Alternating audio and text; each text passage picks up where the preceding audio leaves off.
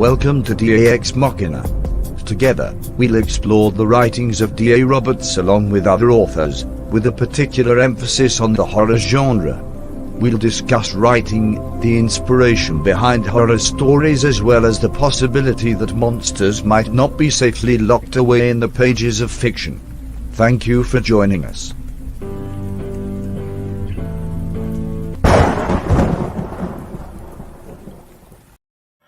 Good evening, everybody, and thank you for joining us on another edition of DAX Machina. I'm DA. You all know Steve Wildman Monrotus, my partner in crime. And joining us tonight is Kerry Pocket Doc Davis. You'll recognize Kerry from the books, and he's also the owner of Dark Angel Medical, the kits I so fondly talk about in all my books because they simply are the best in the industry. I carried one through a big chunk of my law enforcement career, and I can't imagine putting on body armor without it. Gary, tell us a little bit about yourself. Thanks, Doug. Appreciate it. Hey, Steve, how you doing, man? Yeah, well, great. Good to be here, man. Background, just a country boy, man. Born and raised in rural South Mississippi. When they figured I could count past 20 using not only just my fingers and toes, they figured I should go in the military. So I joined the Air Force and became a medic. I wanted to be a medic. I love doing medical stuff. And then I took a special duty assignment with the Army up at Fort Bragg and was on a joint air medical evacuation liaison team, which was awesome. Deployed all over the world a good bit. And then after that, taught at officer training school as a medical readiness instructor down in Alabama. And while I was there, I worked as a street paramedic and then went back to nursing school. So I've been doing critical care and ER nursing, as I was telling Steve, since about 2003. I still keep my license active, but left the bedside about 5 years ago to do all this full time. During that time, I started working for Magpul Dynamics as a director of medical training. Worked there as an instructor for a few years, and then I got poached by SIG. So I've been teaching up at Sig Sauer Academy for about 10 years as well. And then I started Dark Angel Medical, and so it's been my passion. Dark Angel Medical is, like my wife even told me today, coming home from the airport, she said, "This is what you're supposed to be doing," and I truly feel like that because we've had over 120 lives saved as a result of an idea that a redneck from Route 2 Seminary, Mississippi had.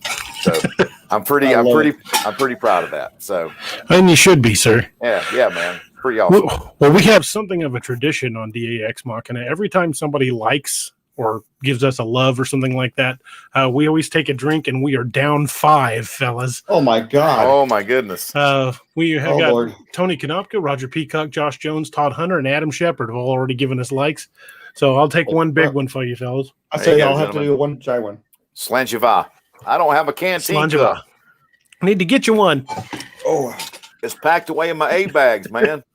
We all drink out of canteen cups up here. Kind of a goofy tradition. This is a clean canteen, so close enough. Close enough. There you go. Well, one of our broadcasts, We DA just was got another drinking. one, fellas. All Tower boy. Media gave us another one. DA was drinking Dalmore out of a canteen cup. It was awesome. Oh my God! But It's a little sacrilegious, but it was still good. But that was an interesting podcast, wasn't it? Oh yeah, we've had a few where the likes started coming in. We just got another one. We got two loves, one from Carly Davis and one from Josh Dalton. My brother is Carly Davis, also known as Dr. Dog. There we go. Dog. That's awesome. Well, fellas, if they keep coming in like this, we may be just sitting here drinking all night. You walk into the podcast, you crawl out. It's all Hey, right. it happens. It happens. Yeah, and I'm back at altitude after a week at being sea level too. So that you might be a cheap date. I might be a cheap date tonight. Absolutely. Well, I've got a couple images prepared, and I wanted to show those off. Awesome, man. Yep, there you go. Yep. Blood belongs in the body. It's science. Yeah. And that was on my plate carrier until here recently. So, I always have one of those on hand. Brings back some memories right there. Oh yeah. Kerry and I met back when I had first started the rag. Well, we actually have never actually met in person. We met online. I went back when I was first starting the Ragnarok series, and he reached out to me because he liked the Ragnarok books, and we clicked immediately, and Yeah. he's helped to shape this entire series. This 10-year run of Ragnarok has been an interesting run. And Kerry's been there every step of the way. He was a fan from book one. So, Yeah. and I was thrilled to have met him. Yeah, absolutely, dude. And same here. I was kind of like Steve and I were talking about pre-show, like I was like, holy crap, this is awesome. The Steve wrote me back, and I was just like, hey, I love your books, and it's like another one of my favorite writers, rest his soul, Vince Flynn. Mm-hmm. Got to meet him, and super nice guy. And then Mark Greene, I've talked to him a few times, but it's one of these things where when people share a passion like that, your passion is writing and captivate the audience. And like I said, dude, your books have gotten so. I mean, you're a great writer to start out with, but the books I've watched it evolve. I've watched you evolve as a writer. And Steve, I think you would probably agree completely, 100% with that. Over the last decade, man, it's just, and like this last one, I was like, holy crap. I'm not going to do any spoiler alerts for those of you who have not read Team Odin, The Wild Hunt, The Blood Eagle. If you hadn't read it, you got to read it. Fantastic read. So, well, it's awesome. It's totally cool how it's all kind of come to be. And, you were talking about how, getting to meet some of these other writers. It's really cool. I guess I'm just a huge nerd, kind of like it sounds like you are. Absolutely. I get excited to meet the writers. And when you get to meet one of them and they live up to your expectations, it's pretty awesome. Of course, that's Doug right there. And there's another writer or two I've managed to meet that kind of fulfilled that. Sometimes you meet him and you're like, oh, dude, that person's just a douchebag. I like the books, but forget them. Yeah, and that's not Doug. Yeah, and that's the way he's always been. And he's like, hey, and he was always like, hey, do you mind if I pick your brain on any of your trauma stuff, any of the combat medicine stuff, the latest tactical combat casualty care stuff? I'm like, dude, I'm open source for you, and if I can't get the answer, I'll let you know. But that's been cool to see it. What I've talked to him about come through in the books, and I'm like, yep, I remember us having that exact same conversation. The scene in the first Apex Predator where Mike Blanchard gets ripped open. Yep. Kerry and I we probably spent 4 hours on that with you walking me through different ways to pack that wound. Yeah, we really did. And we've been trying to get a class out there too, man. And it's just a hard sell. This last year with the Rona and everything, everybody's been freaked out about coming to classes. But we're finally getting our classes. Our momentum is finally starting to build up. So I'm thankful for that. If you ever get one in Missouri, man, I want to be involved. I would love to take one of your classes. I'll definitely keep y'all posted and let you know. And if you know anybody that wants to host one, if you wanted to host one or something like that, and knew we had a conference room big enough for 24 folks, I'm not turning this into an infomercial, but people need to get educated, because if anything, this training that we do, the direct action response training or DART training, is probably the most selling and the most relevant training you'll ever get in your life. And it's actually probably, I think right now, I'm kind of biased, but I think it's some of the most relevant training that you could get, considering what's going on in our world right now. Oh, absolutely. The way things are going right now, I don't want to jump into politics. I try to avoid that. But same. Just the way things are in the world in general, you never know. I mean, you driving down the street and a stray bullet might hit your car. Absolutely. I've got a vehicle kit in my vehicle at all times. Part of it is one of the DART kits you sent me. My EDC kit goes with me pretty much every day. Yeah. Unless I'm checking the mail, I've pretty much got it on that and a gun. But the way the world is, you never know. The life you save could be your own or someone you care about. Absolutely, man. I mean, I even used one of my kits on a car accident victim. It was just a pressure bandage, some gauze, nothing life threatening. Thank God. I was on the way down to teach a class, and this car rolled in front of me. They overcorrected and rolled, and I called the host and I was like, hey, I'm going to be a few minutes late and waiting on fire to show up, law enforcement to show up because I've got a patient. He's like, what? He said, he said, I said, dude, I'm a shit magnet. So that's just the way it works. That was my nickname when I was with Greene County. Yeah. If something was going to happen, I was going to be there. Yeah. But I mean, yeah, I'd rather at least it was me versus somebody sitting there doing this, filming it, and being a bystander versus a bydoer. Well, when DA and I first became friends, there's a couple things I learned about his loadout with his law enforcement. I knew where his backup gun was, where all the magazines were, and I knew where his dart kit was on his belt. Yeah. And basically, with us being nurses and having a relatively small security detachment, he wanted to know who was going to pick up the fight, who was going to catch him up. That's right.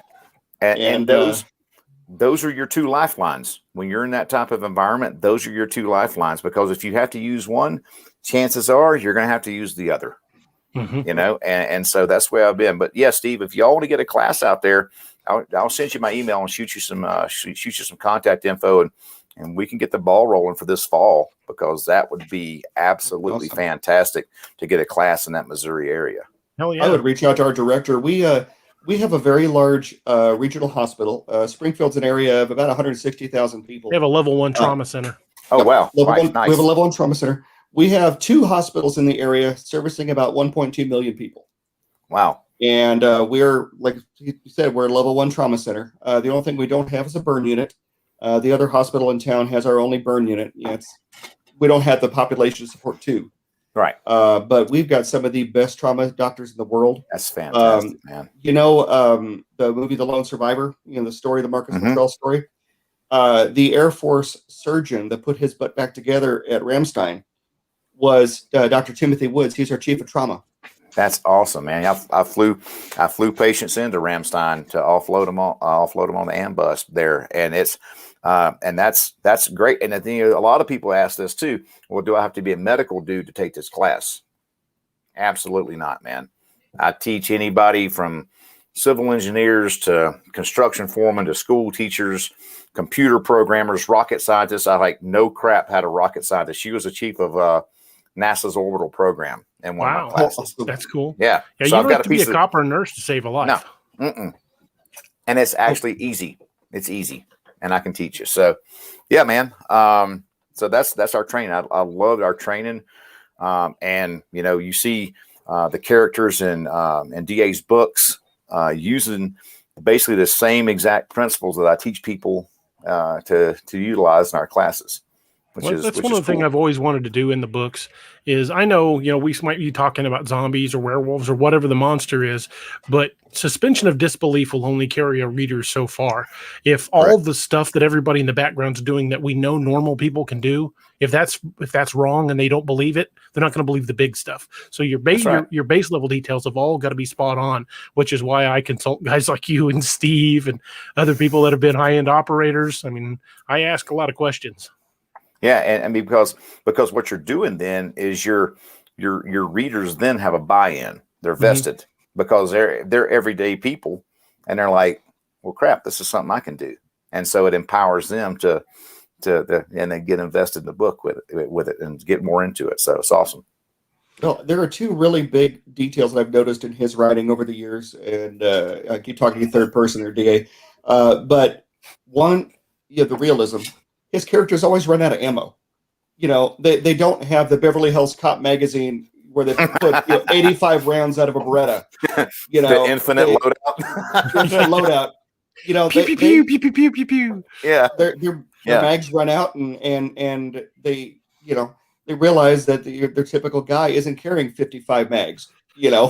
Right. You guys should see me when I'm writing a combat scene. I've got a little shelf here next to my monitor, and I keep a piece of paper on it, and I'll write down the names of people involved in the fight, and I'll write a scene like he shoots 3 times. Check, check, check. Yeah. No, I keep track of how many rounds they fired.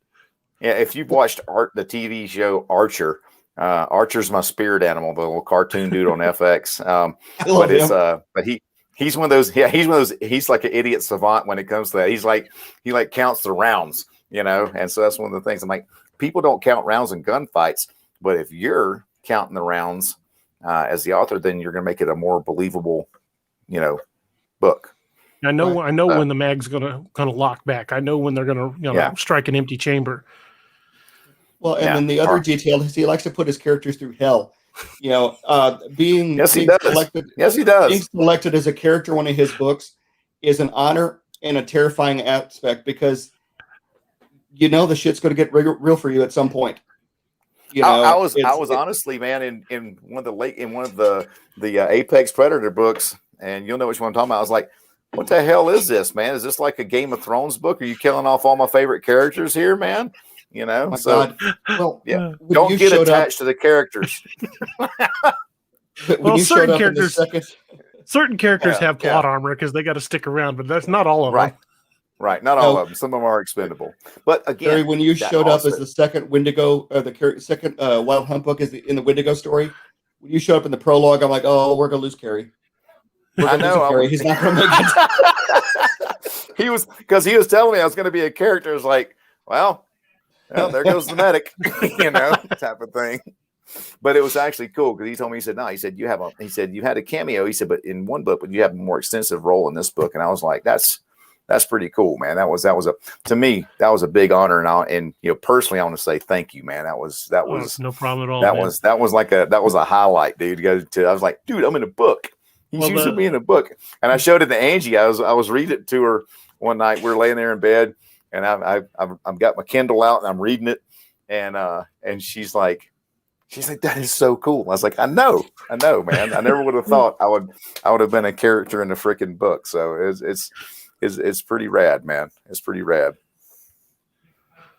Well, when the scene right in the beginning on that of Curse of the Wendigo, I've gotten the most feedback on is I've had so many people laughing their ass off at the line. Right now, it's having angry sex with my snowmobile.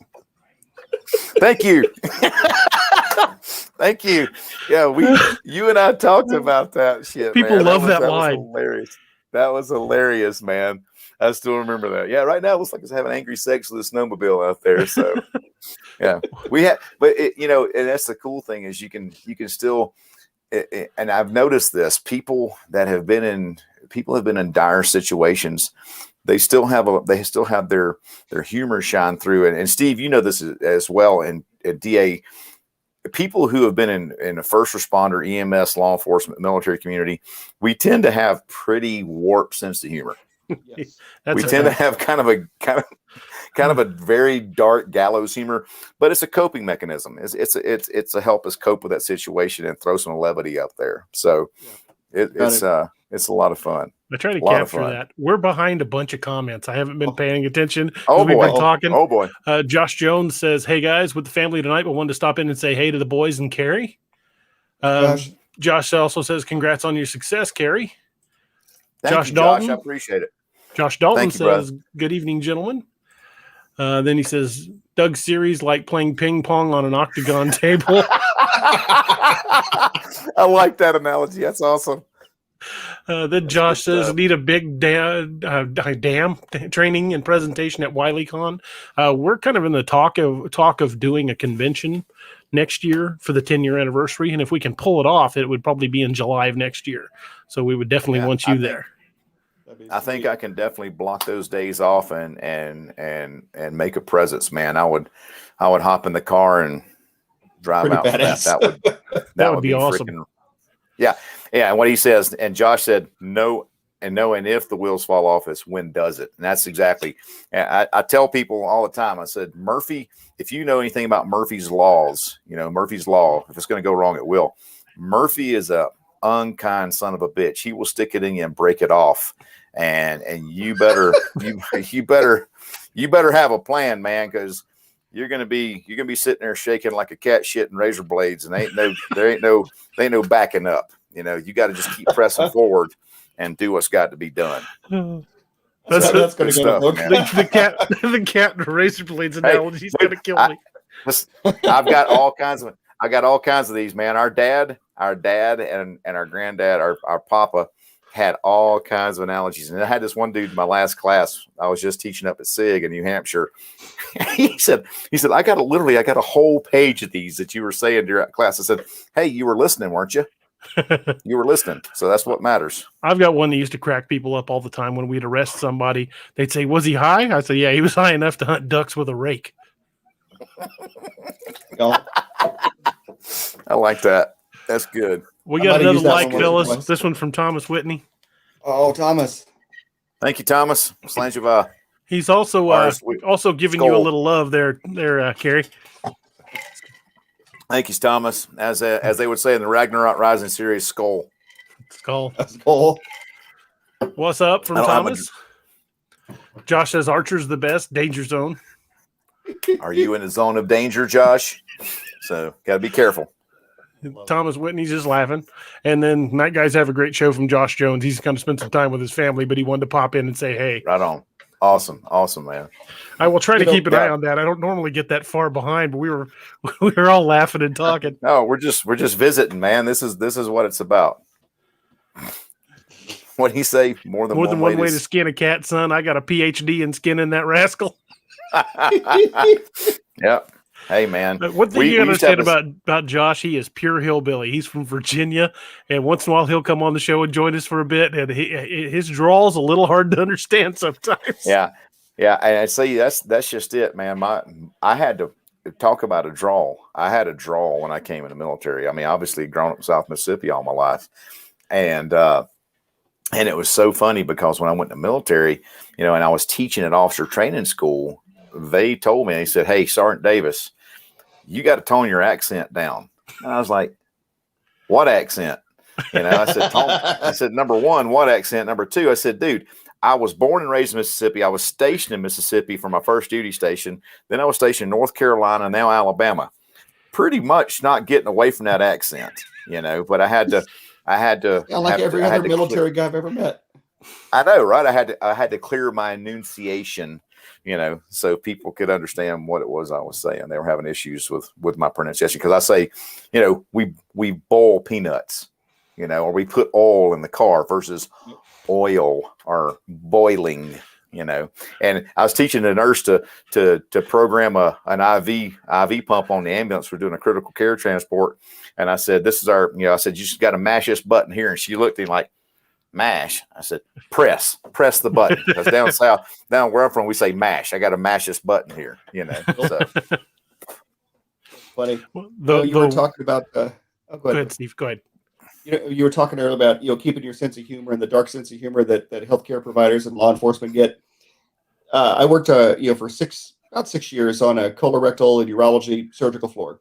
We were a non-telemetry floor. We didn't get a lot of codes. When we did get a code, something had gone horribly pear-shaped. And so my first one, I was a nurse, probably 3 years. And we go in, the guy's down, and he had vomited and aspirated, and he had been down for probably 15 or 20 minutes. There was no bringing this one back. The only reason we did the code, honestly, is the fact that he was a full code, and as well as I do, you can't pronounce them cold and dead. They got to be warm and dead. Mm-hmm. And so we started working the code, and I was the first on compression. And I'm kind of a fat dude. I'm 6 feet tall. I'm like 230 pounds, not real toned. And so, we're doing CPR, and it's the worst cardio ever for a fat man. But my wife had bought me a Fitbit, and it had calculated my maximum pulse, based on my age and everything. And it said it should be like 160. I hit that easy. And so the thing is flashing max pulse, and I'm doing compressions. And I looked down at my watch, and I verbally spoke, at least I effing have a pulse. And I'm going. And it was bad. We worked here for about 35 minutes. We were basically liquefying that poor man.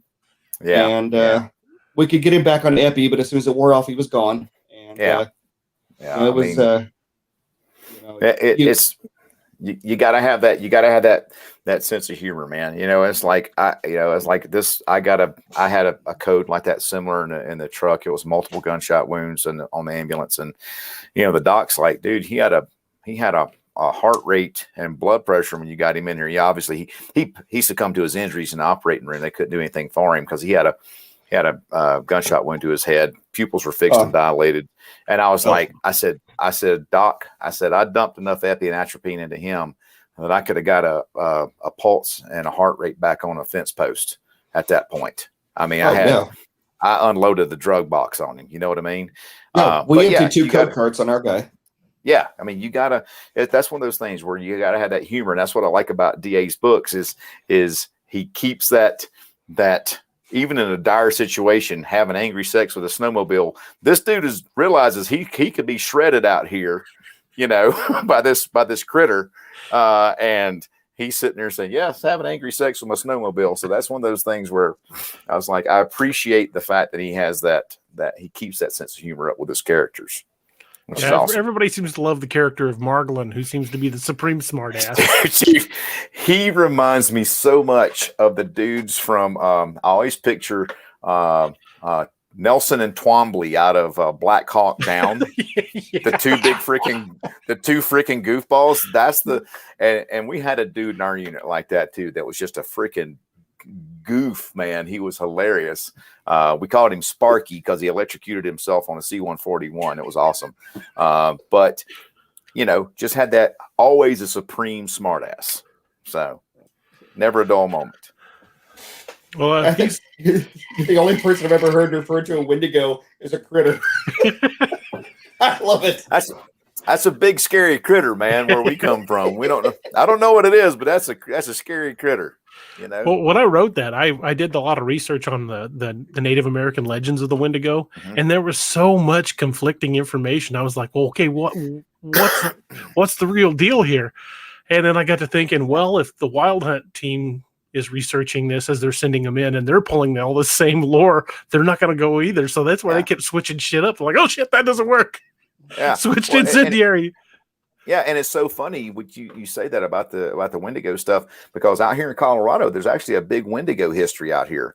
Where my youngest daughter did a little summer camp with the church we went to when we were up in the Boulder area. They were way up in the mountains, and somebody was talking about Wendigos. And she said, "What's a Wendigo?" And she said, "Oh, there's Wendigos up there." And I showed her a picture, and she goes, "Well, that's freaking horrifying," But it's one of those things, in skinwalkers. We live, we're not far from the Four Corners area, and I had a buddy of mine that was a nurse. He's like my bromance, my buddy John. He's a nurse up the VA up in Sheridan, Wyoming. Now he and I went through we were paramedics together, went through nursing school together in Alabama, and he said when he was on the res, working on the res, this is one of his encounters. Wasn't my encounter, but it was so it's passed on to me from him. He said, I passed by this dude, and he said the guy was big. He looked scary, and he turned around and looked at me, and he said, as my headlights hit him, his eyes went yellow, and like a wolf or something like that. Right. And he said, I said, "What'd you do?" He said, "Dude, I punched it and I got ahead." He said, the scary thing was, like 5 miles up the road, past the same dude again. That's pretty horrifying. And I was like, I said, "What'd you do then?" He said, "I drove faster and I made sure I had my pistol in one hand and the steering wheel in the other." So I was like, "Dude, that's scary." He said, "Yeah." He said, "I believe in that stuff." So he's had some experiences. I've had some experiences. I don't know if it was a cryptid or not, but we've had down in South Mississippi, we've had some weird stuff happen down there. But yeah, cool stuff. So that's the reason I totally relatable. A lot of Bigfoot sightings out of Mississippi. Yes. Because one night, this is when I was in. It was right when I had gone in the Air Force, and I was home on like a 3-day weekend. Buddy of mine went camping and fishing out in this old gravel pit, and they had really good fish because the water was deep. And so we camped out, and we were at the bottom of this big bluff, and all throughout the night we heard weird, like whoop, like the whoops or whatever. And he was like, "Man, I don't know what the hell that is." He said, "But I'm sleeping with this shotgun beside me." And then later on that night, we had rocks getting thrown at us from this. Either they were getting thrown at us or something was skittering rocks down that bluff. But it felt like rocks were getting thrown at us from that bluff. And so, needless to say, first thing in the morning, we packed that boat up and went back to his folks' house and fished in their pond. So well, can't say that I blame you. Yeah, we were like back to back, like Forrest Gump and Bubba, all night long, type of thing. We made damn sure that fire did not die that night. So that was a freaky night.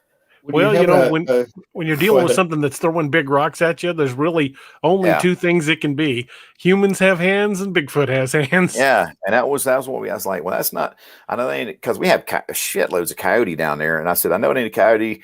We call them honey bears, little small bears, little small brown bears and stuff. And you could smell them like a mile away. Didn't smell anything, but they can be far enough away that you couldn't smell them. But that was just a weird thing. That was my only encounter with something potentially cryptid. So that's the reason your books intrigue me. And, with all the different types of cryptids, the different, there's a species and then there's subspecies in there too, so that's the cool thing about it. So, and everybody carries a dart kit. So that makes me even happier. Everybody on the team carries a dart kit. Well, that scene in the first Lakeview Man where Clark takes multiple hits and winds up on a life flight, that was all you talking me through how to pack that wound. Yep, I remember that distinctly, man. So I go to the experts when I need them. Brother, any book you need information from, you let me know. I'll be happy to lend what little expertise I have. And I'll be happy to do it. I appreciate it, brother. I've had so much good response from people that have worked in law enforcement and been in the military.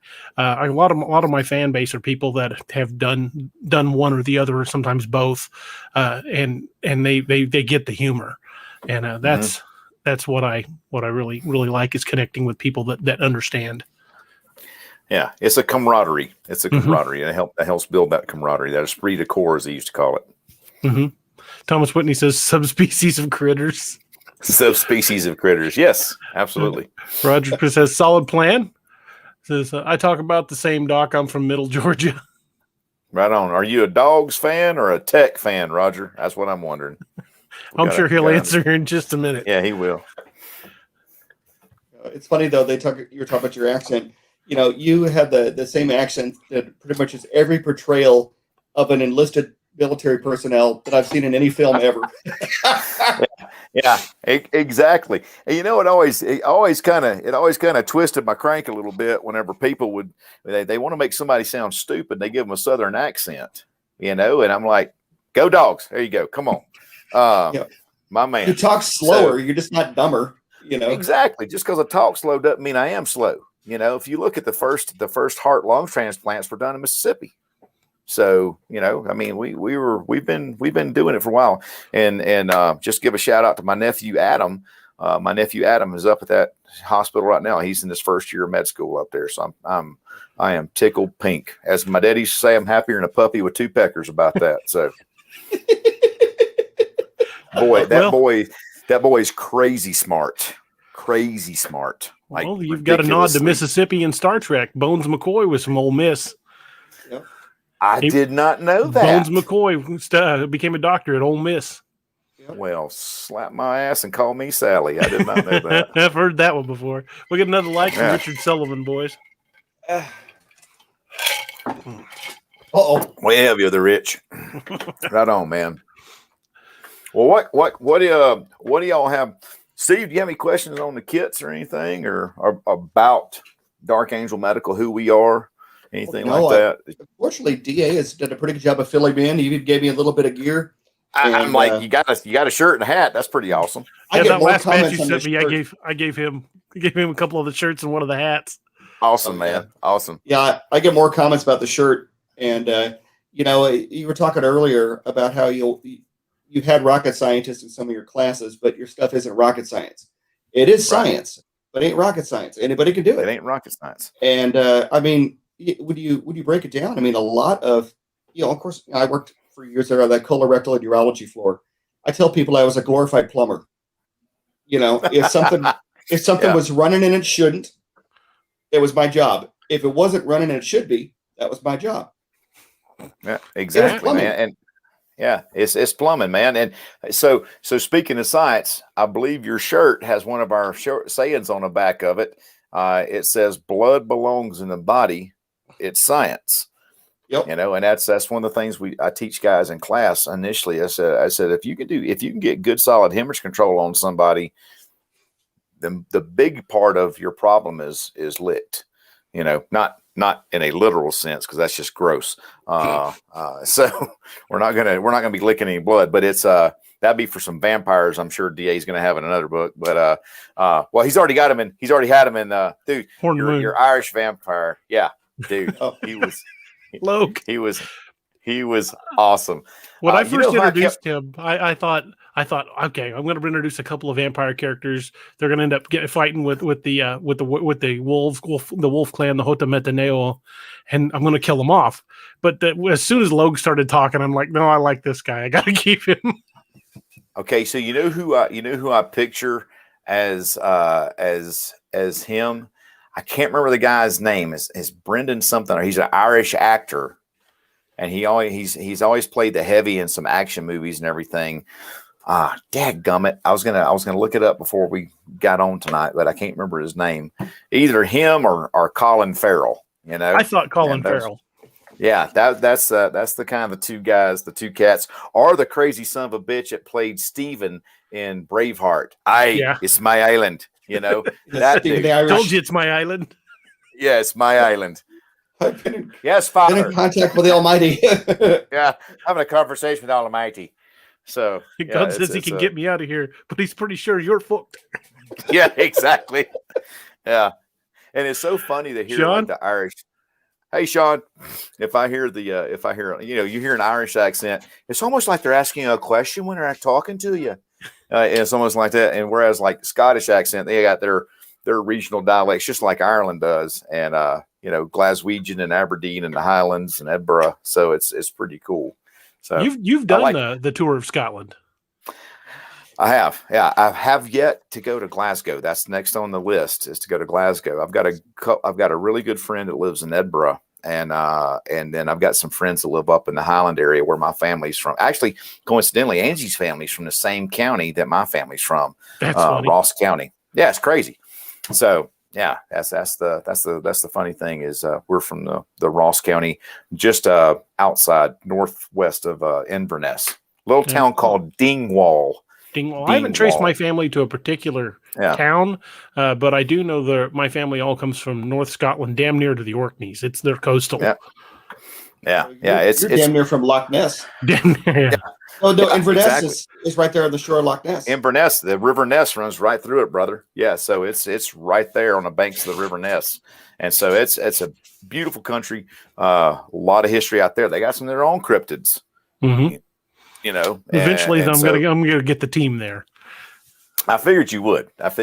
So it's a good time, man. But yeah, I love being able to and I've met people from all over the world. And coincidentally, one of the guys in one of my classes in New York City, actually, I never had been to New York City, taught a class there, and the guy was from Scotland, and his last name was McCullough, which was my mother-in-law's maiden name, McCullough. And they're they're all from the same county. So we were able to go there and meet his parents on their farm and have tea and all that kind of stuff with them. So it was kind of cool. That's awesome. Yeah, that was kind of rad. So I'll drink to that. Slant you. Yeah. There you go. Slant you out. So. Well, yeah. I don't know if you're familiar with the coming plan. But you can scratch off the top one, but this is what I've got coming this year. Oh, right on. You are going to be a busy man, brother. Yes, I am. And I've already finished the, well, if you notice, I that was the original title for Wild Hunt. I changed it to Blood Eagle, because it would be easier to find in a search engine instead of trying to search a German name. But the rest are pretty much dead on. The rest are going to go the way they're listed. Man, and I'm in the process of Nightmare Hunter Uncanny Valley right now. Right on, man. You're going to be a busy dude, man. Keeps me and I'll tell you this. I dig Gideon. A lot of people like Gideon. There's going to be a Gideon solo project. Right on. Yeah. That'll probably come sometime late this year. Yeah. I think I've probably talking about all your books and everything. My brother Carly, who's listening to us right now, I'm sure he'll probably start picking up some of your books as well. So awesome. Yeah. Good stuff. Well, it's real good it's stuff. funny. We make the comments about, fictionalized versions of ourselves showing up in the books. And, of course, I was totally pumped that, I showed up as the bartender of the pub and grub. The early We've got that on Hunt, t-shirts now. Yeah. That's awesome. I need one of those. The early yeah. Wild Hunt, like the brainstorming from it, a lot of it took place over my kitchen table with my wife, Rachel, cooking, and us drinking scotch. And so it really was me bartending, Rachel cooking, and me making notes. He's making notes. Yeah, a little liquid inspiration never hurt, man. I mean, I've written some of my best articles, things like that. Gets the creative juices flowing, like even the name of our kit, the Direct Action Response Kit, DARK. I can't even take claim for that. My buddy JC, buddy of mine, he lived in New Hampshire. He was a instructor at SIG, his former San Bernardino cop down in California. One of the best individuals on earth, love him like a brother. And we and him were sitting there eating salmon off the grill with our fingers, drinking scotch and smoking cigars. And we were brainstorming on names. And, we're about, knee deep in a bottle of Dalmore. And he's like, I got it. You got a pen? I ran inside, got a pen, wrote the name down on a napkin. That's where we got the name for the kit was right there. So it's been an adventure, man. It's been an adventure. It's been a good time. Real good time. That night was the Dalmore 12, wasn't it? What's it? It was Dalmore 12. It's a Dalmore 12 for us. Yep, and it's Dalmore 12 for us as well. So maybe there's some good. Maybe there's some inspiration in there. I don't know. I'm gonna have to break down and go get another bottle. It's good stuff, brother. It's good stuff. It's my favorite. The Dalmore 12 is the best I've had so far. I even like the 12 better than the 15. Yeah, the Dalmore has a spicier note than like the Glenmorangie or some of the other Highland whiskeys you might get out there. And I've been blessed to be able to go to some of the distilleries and do the tastings and things there. And so it's been an adventure. And I love the way they call it. This is an expression of the whiskey. When you drink a wee dram of this, it's an expression. I like that. All right. I like that. I like that expression. A lot. Yeah. My go-to is the Macallan. So my go-to is the Macallan. I'm a big fan of their stuff. I had a good friend of mine get me a bottle of the Macallan 15. The DA and I put the hurt on, and it was a glorious time. Yeah, and it does. It's good stuff. And like I said, I think there's some inspiration that comes to that. It kind of loosens the creative juices up. You get a little writer's block or whatever. And I'm sure you probably fight that from time to time, don't you, Once DA? in a while, yeah. Yeah, every now and then. So yeah, it's cool though. I mean, I even writing articles and blogs and things like that. Writing on command is really hard for me. I kind of have to be inspired to do stuff. It's just, to me, it's just like I'm inspired to tell people what I do, and it's so cool. Like like I said, my wife this evening was like, this is what you're supposed to be doing. I love teaching people how to do this stuff because, again, you don't have to be, a brain surgeon. You don't have to be a trauma surgeon to make a difference in somebody's life. And it takes very minimal training and very minimal equipment to literally be a game changer and buy somebody time. Because let's look at it, man. Right now, average EMS response time is about 8 minutes, even in an urban area. Okay. Yeah. And that depends on traffic. If EMS is engaged in other calls, things like that. You're the Lone Ranger, man. And that's what I tell people. You're the only one there. You're your own first responder. Nobody's coming for you. So you better be able to react quickly before something happens to somebody. It happened to me in Atlanta airport several years ago, coming back from a class. A dude passed out in the security line. There's like 200 people in a line. I had a trauma kit on me, obviously, and so I took care of the guy. And I was there with him for 25 minutes because all the EMS stations surrounding Atlanta Airport, were actively engaged in other calls. So, you may be situations like first responder. Yeah, you've got to hope for the best and prepare for the worst. Absolutely. Gary, this is Thomas Whitney, a.k.a. Dream. What's going on? Hey, Thomas, how you doing, man? He joins us from time to time. He's a fellow Scotch aficionado. My man. He does like his scotch. Is that your Glenlivet there, Dream? No. I am drinking Glenmorangie 12 years. Sweet. It's okay. Good old yellow label. Good It's stuff. okay. It's not my favorite. I wish I was drinking my 18 year, but It's all right. got to space it Okay. out. Got to pay the bills Dream, too, man. have you had any of the Glenmorangie Nectar Dior? Not yet. That No. They finished that in a Sauternes wine cask. It's like the tears of angels sliding down the Oh, back. now I've got to try it. That stuff is amazing. DA just messed me up because now I want to try the Macallan M.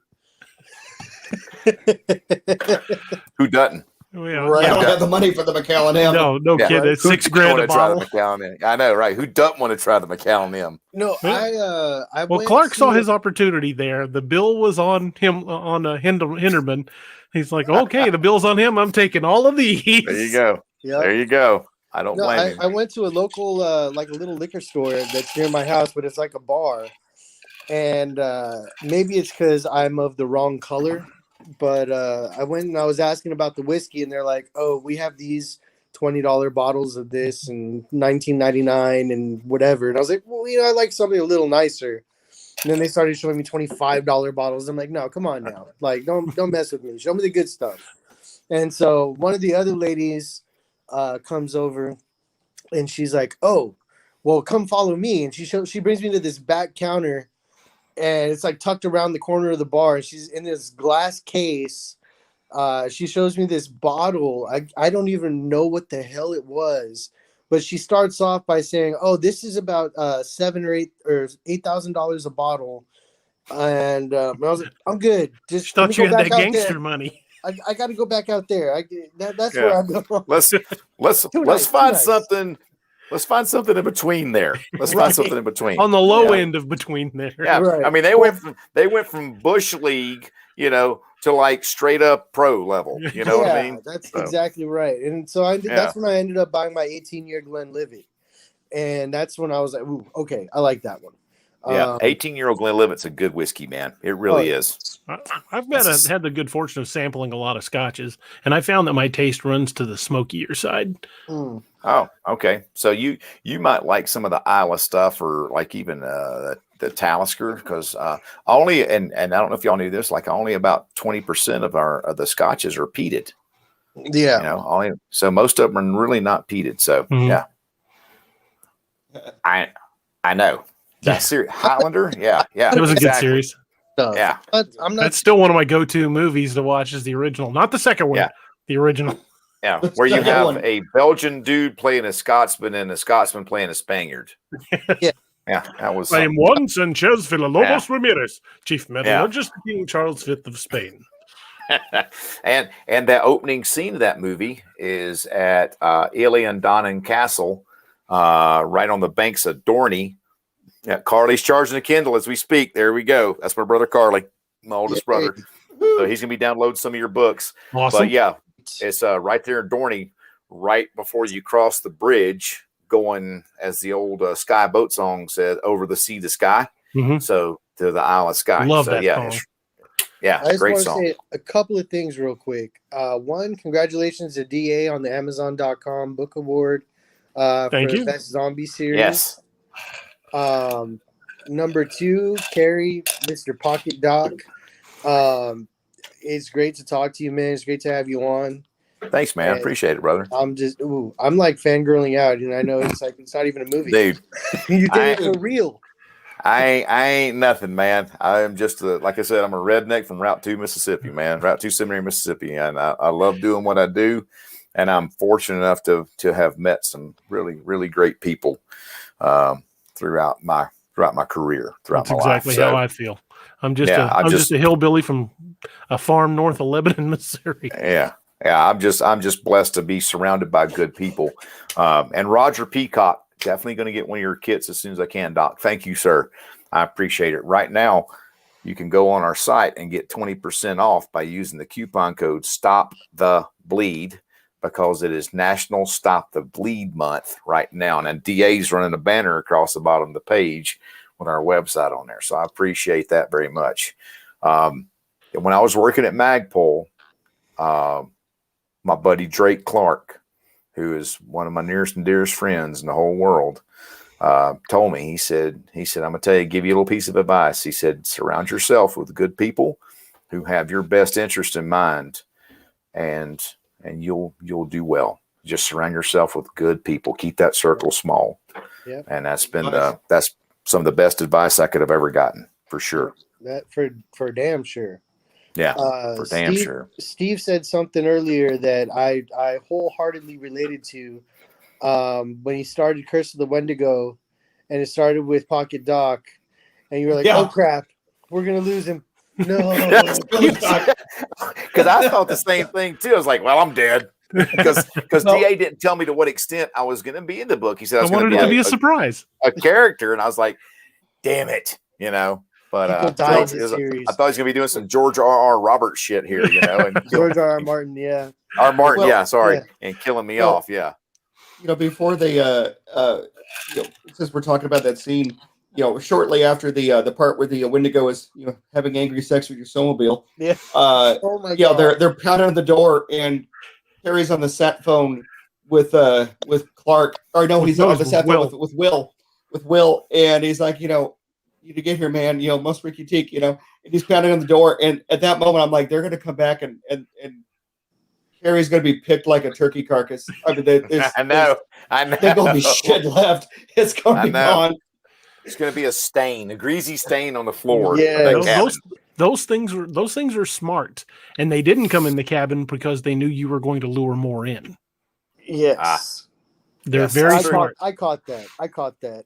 They could have come in. They could have come in at any time very easily, but they didn't because they knew someone was going to come try to rescue you as long as you were calling for help. Yes. Oh, yeah, I totally caught that. I was like, "Oh my God!" And they didn't expect the hunt. Plan. No. Well, it helps when you have a black book budget and some of the best armorers in the civilized world making stuff for you. Yeah, well, that was the book. I switched Clark over to the AA-12 because there's so much you can do with a shotgun. Oh yeah, and then when you did Team Odin with the SIG, the new SIG Next Generation guns. Yeah, that was your recommendation. I didn't even know about it. You and I talked about that. Those next gen guns.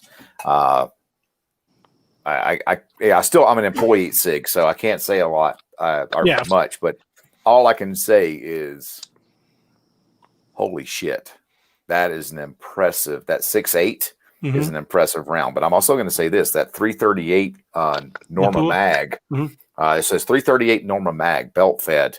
That's the heavier machine gun. You're talking, and this is common knowledge, you're talking twice the terminal ballistics of a 50 cal. That's nasty. That's nasty. Like a mile. At a mile. So we're talking, I mean, this and it's man portable, you know what I mean, versus a mod deuce, which ain't. But I got a chance to shoot one of those suckers. Man, I would not want to be on the receiving end of that. We need to talk because I've already made plans for at the end of that book. We're gonna upgrade Valkyrie's gun. Yeah. And we're gonna give her something with some punch. Yeah, and that thing's definitely got much ass to it, man. It's a great freaking. I think it's a great round. I think Valkyrie got the best threat, though. When she walked up and handed him that round. Yeah, for sure. That was great. Yeah, next one. Basically, it's what I did that to my daughter's boyfriend. I tossed him a 330 Apua Magnum round, and he caught it. He's like, "What's that?" I said, "Man, it's a rifle round." He said, "Yeah, I know." And I said, "You hurt my daughter. Next one's coming a lot faster." And so, they broke up here recently. And she's 15. They broke up here recently, and he's like, "Tell your dad I'm so sorry." She said he's terrified of you. He's terrified of you. I said, "Good, he should be." So, but yeah, it was funny, man. That's hilarious. So it was one of those things. Like, yeah, next one's coming a lot faster, bud. Oh man. Look. I don't know you, and I have no problems going back to prison. Yeah, exactly. I got friends with lots of land and excavators. So there you go. We will make you vanish. Yeah, Well, You know how long it takes a group of hogs to get rid of a body? It ain't long. Exactly. Well, Watch the movie Snatch. Brick Top loved his hogs, right? So well, I told my my daughter's boyfriend that she's 20 now. Basically, I guess she warned him to be wary of me, and he said something to the effect of, "What's the big deal? Your dad's a nurse." And I pulled him aside and I said, "Listen," I said, "I'm a nurse." I said, "I know how every system in your body works. I will kill you, but I will make it last as long as I want to." mm-hmm. Yeah, I was going to say, I may hurt you, but I can keep you alive. Yeah. You're going to Yeah, enjoy you it for a long time. That movie Law Abiding Citizen? Mm-hmm. Yeah. Yep. Yeah. We'll start off with your toes and work our way up. I Like, can you just know, be turning to get it off as long as I need to. I would just warn him, like, hey, you ever seen the movie Tusk? That's going to be you. It's going to be you, Tater. he's a good kid. Or He's Bone a good kid, Tomahawk. but, Bone we- Tomahawk. Oh, that's a good movie. we had an Good understanding now. Lord. That movie was brutal. Yeah, if you got an understanding, that's all that matters. Oh, speaking of, earlier you were talking about Murphy's Law. And Yes. how that one always is going to bend you over when you least expect it. That's one of the things about DA's books is he was talking about, like, you know, all right, we're going to go to plan B. Then he gets some information. He's like, all right, we're skipping to plan F. Wait, what happened to C, D, and E? They're all boned. Those are gone. Those are all jacked up. You have to be planned that far out to know just in case what's going to happen. Absolutely. And have you ever heard of you've heard of Murphy's Law, but have you ever heard of Cole's Law? No, I haven't. I'm kind of scared to ask. It's mostly chopped cabbage. Oh my God. Coleslaw. I fell right into that. Oh my God, it's horrible. We're bad. I fell into that. Well, we're behind kinda a few like- comments. Sean Bussard says there's always that one moron that doesn't get out of the way of first responders. Brother, amen. Had it happen. Yeah. Had some idiot trying to film me while I was trying to arrest a guy. Oh my God. Like, get the hell out of the way. Yeah. Yeah. Roger Peacock says LOL on the very low end of between there. Oh, I think he was talking about the price of. Yeah. Steve's wife chimed in. I guess she's happy to see you dream. Hey, what's up? John says those are few and far between, but it only takes one buddy who'll have your back for life. Absolutely. I totally agree. Amen to that, brother. Roger Peacock says that 338 Norma Mag is a badass. I Yes, think Sean agrees with him. And Roger Peacock says, yeah, that was awesome. Definitely can tell you're from the South, Doc. Just a little bit. John says under 15 minutes. I'm not sure what that refers to, but How long the boyfriend would last if you break? under 15 minutes. There we go. That's right. Oh, Tell yeah. him, Steve. I love it. Oh, under 15 minutes for the hog. Oh, yeah. The hog Okay. to finish your body off. Under 15 minutes. Okay. Exactly. That's it. That's horrifying right there. I'm not going to lie. Well, can you imagine that it was wild hogs with the tusks Yeah, and everything? Well, they're here recently down in Texas. They've got such a feral hog problem down there. We were down there doing some hog hunting, and we were stacking those bastards like cordwood. I want to go. It was so much fun. We should do that. That'd be fun. I'd love to. And have a little team wild hunt, hog hunt. Well, I am working on getting these made. I don't know if the camera's going to pixel them out. A little It's too bit. close to green screen. Nice. See, Yeah. there you go. I like let that. me shut the green screen off, and you can get a good look at it. But they killed a lady down there. She was a caregiver. She's like 60-something years old. Hey, there you go. Oh, I like that. I'm down for a couple. That was a prototype. They got the color wrong, so I'm working on getting more I of them done. I want to pick your brain where you get your patches done, Kerry, because those are. I was going to awesome. say if you need a good patch guy, John McConnell, Combat Swag. Combat swag. I can do an email intro for y'all this week if you want to. Okay, that would be awesome. Yeah, man, easy day, and he makes all our patches. Good stuff. But yeah, there was a lady that she was 63 years old, got killed by a pack of wild hogs. She was a caregiver for an 80-something-year-old couple. Between her car and their front porch, she got mowed down and mauled and eaten. Oh, that's a like, horrible way God. to die. God, I knew they were getting out of. I knew those feral hogs were getting out of hand down there, but I hadn't heard they were killing people. Yeah. Nope, down I in, knew it was going to happen. Yeah. around Fort Smith, they just killed. It was last year. A wild boar that was about 2,400 pounds, Jeez. and I God, was I mean, like, mighty. Bastard. they had the thing on a front Hogzilla. loader. They had it like on a Jesus, front man. loader, and I'm like, holy hell! That's horrible. Yeah, I know 175 grain 308 coming out of a Scar Heavy will do a number on one. I would imagine so. See, I'm It'll- like the odd man out here. When you guys get all goofy talking about guns and numbers, I have no idea. Yeah, I just sorry, know man. big I'm a guns gun blow nerd up too. Wendigos. Me too. I'm a gun nut. I'm a nerd. So that's me.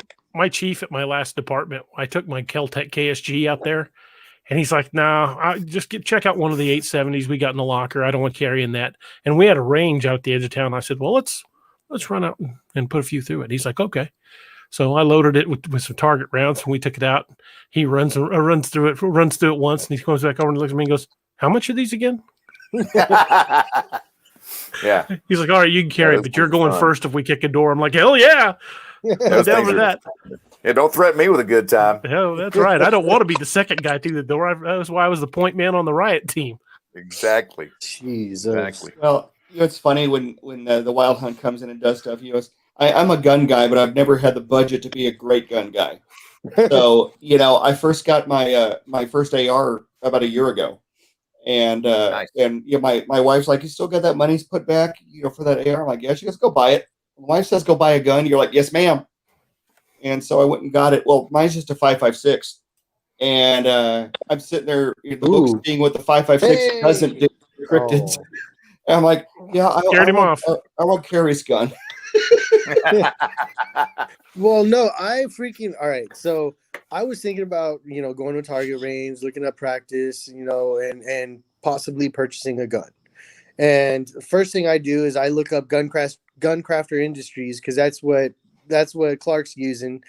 And I'm like, how much are these? Yeah. Yeah. A regular Glock is like $500 for, everything Yeah. you'd want. Yeah, And so that's what most of us like do. $5,000 for a gun. I'm like, maybe I gotta Yeah. wait till after taxes. Or I'm gonna throw a shameless plug in here. You get you a SIG P320 and change it up to all different barrel lengths and grip module configurations and things like that. So See, I don't know how to do none of that. no, it's easy, dude. Stand by one. Oh, Roger he's gonna Peacock go. Hard says, copy. Roger Peacock says, "Get some patches, DA, and let me know when they come in. I'm working on that." Sean says, "Went and bought my wife and I a flashlight taser, and I just couldn't resist to see what it would feel like. So my dumbass let my wife zap me. I can definitely confirm they work." Well, having ridden the Lightning a few times, I understand. Okay, Completely nothing empty. in there. I like that All right, hollow so- sight. Thanks, man. Yeah, so Romeo 1 Pro. Very from nice. SIG. All right, so there's my top end. Got my barrel, my recoil spring, my slide. This is my grip module.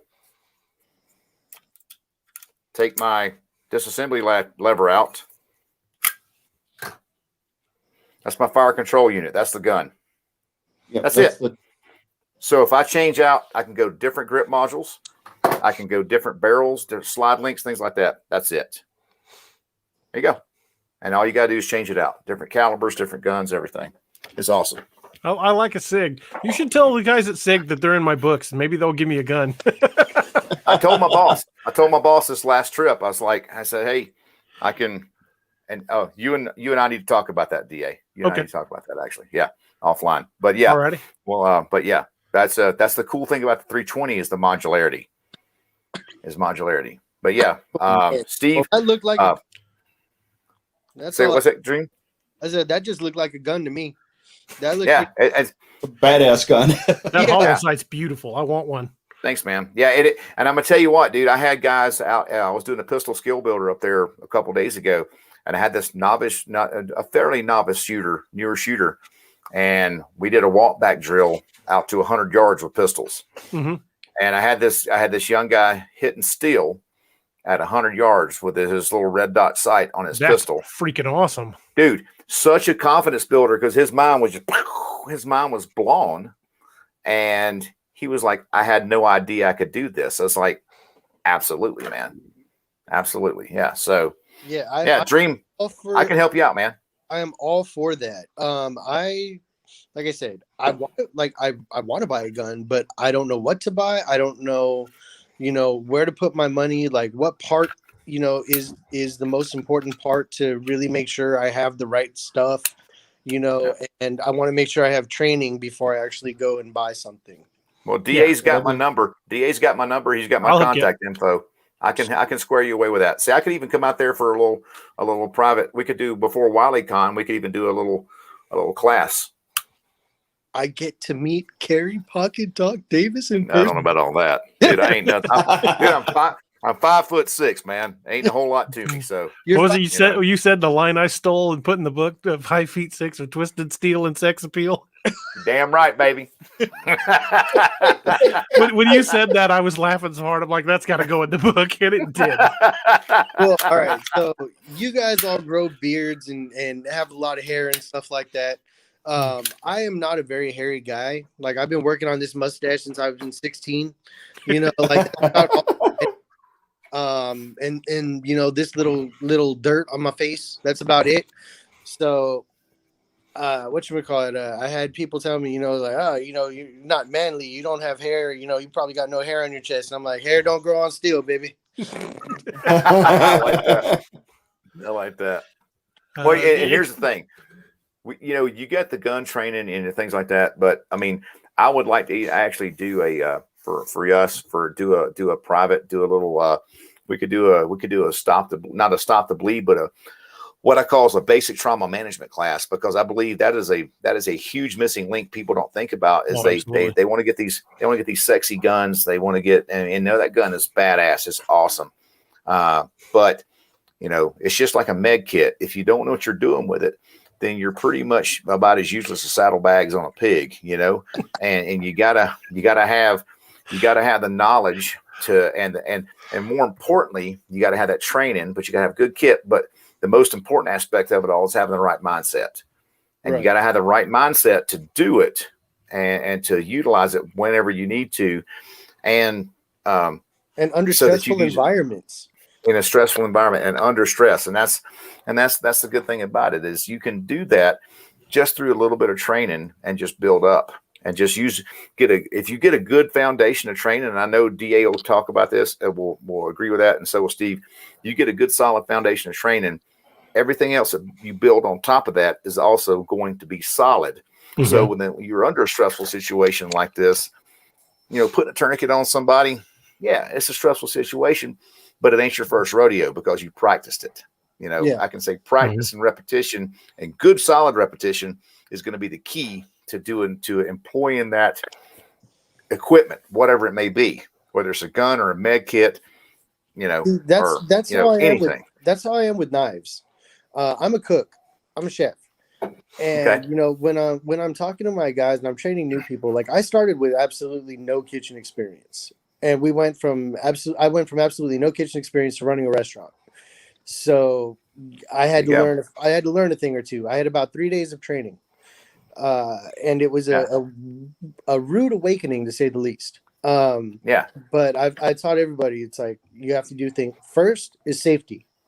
Do it safe. Then do it accurately. Do it right.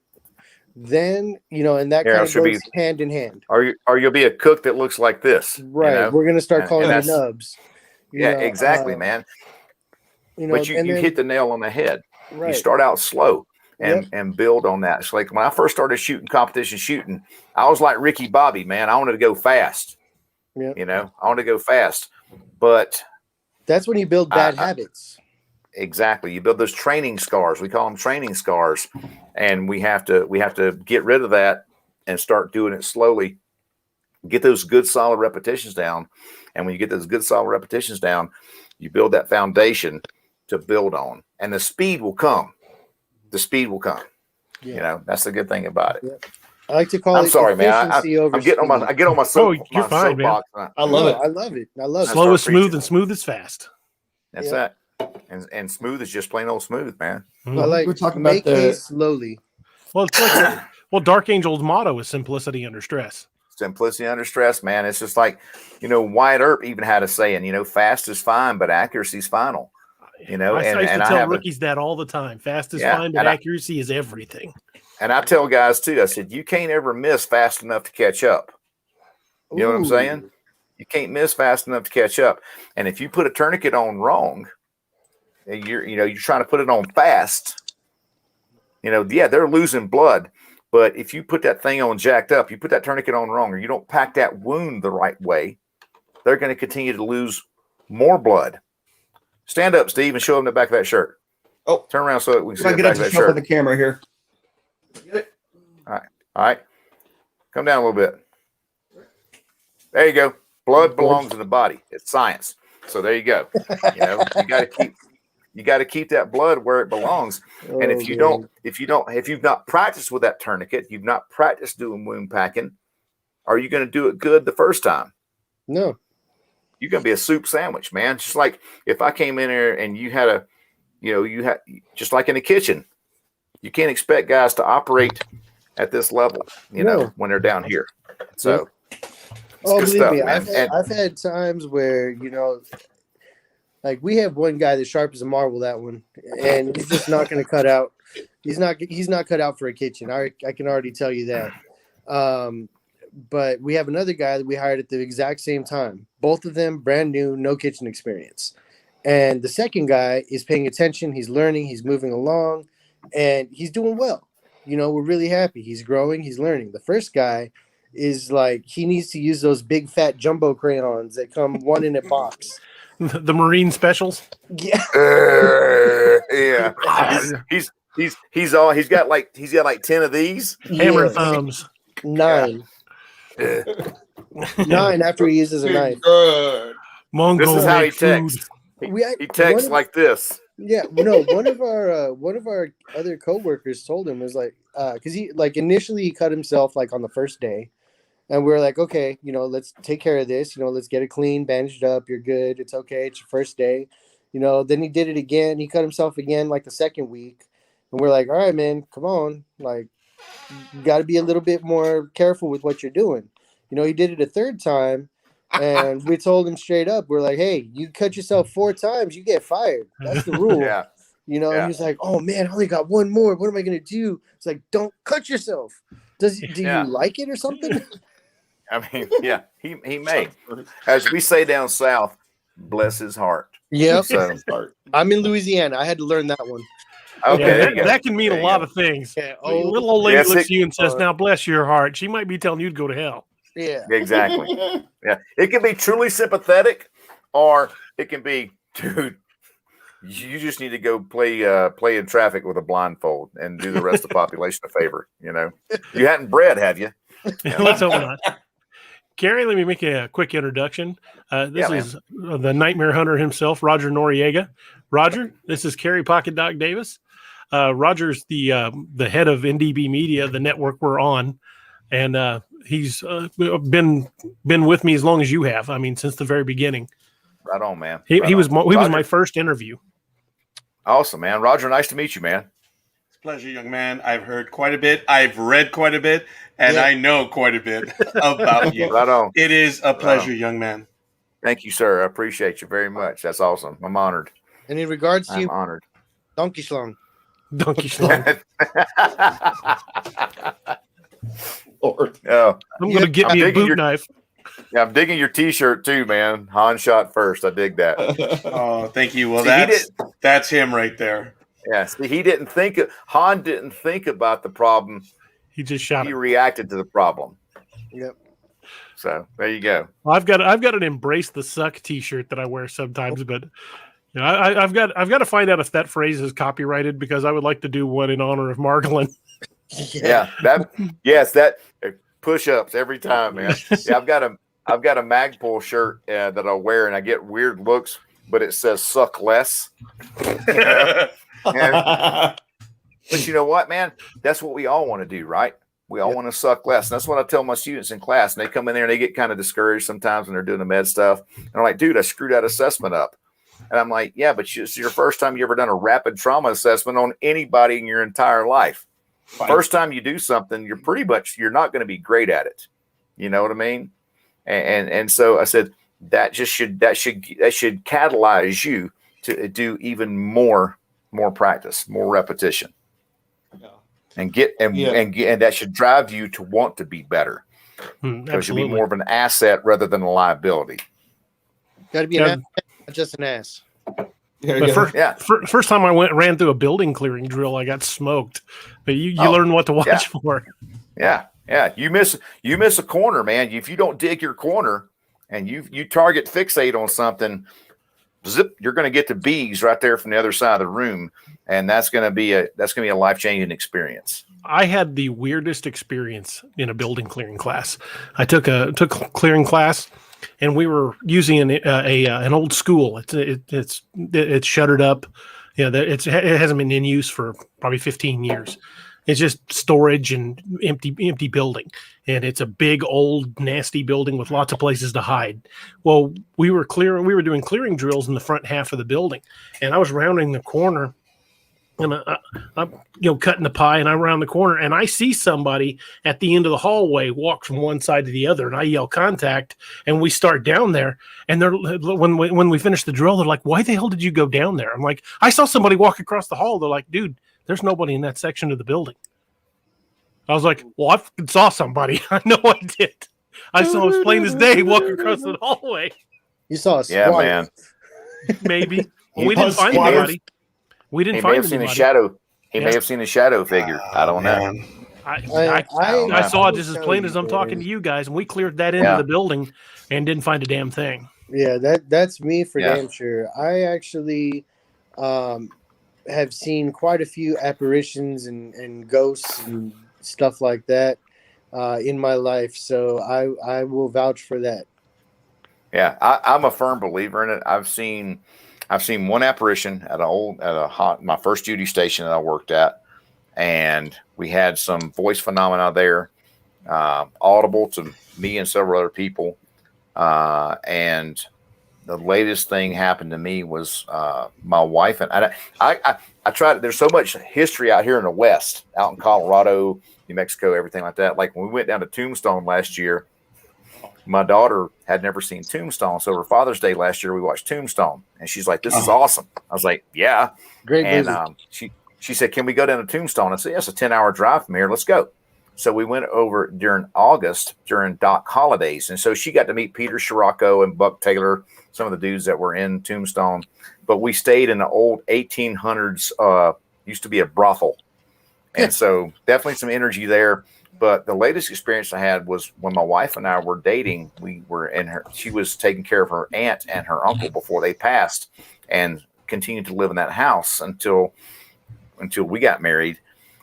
And one morning and she said, "Yeah, I've heard footsteps." I called my son one night and said, "Dude, I got to get up at 5 for work in the morning. Can you keep it down?" He said, "Mom, I'm a student center studying at the college."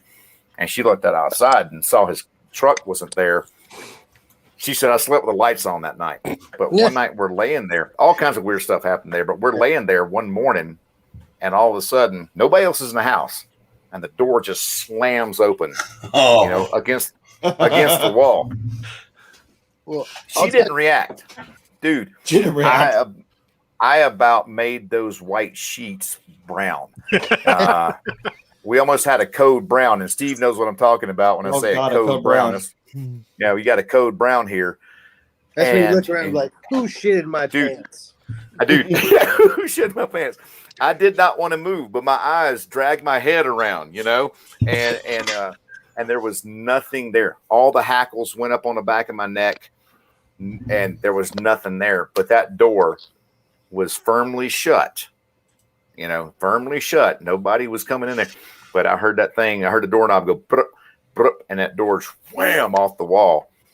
And all I heard Angie say, "Oh, I'm sorry." Yeah, all she said was, "I told you." And I was like, "I told you." I was like, "Dude, I never doubted you.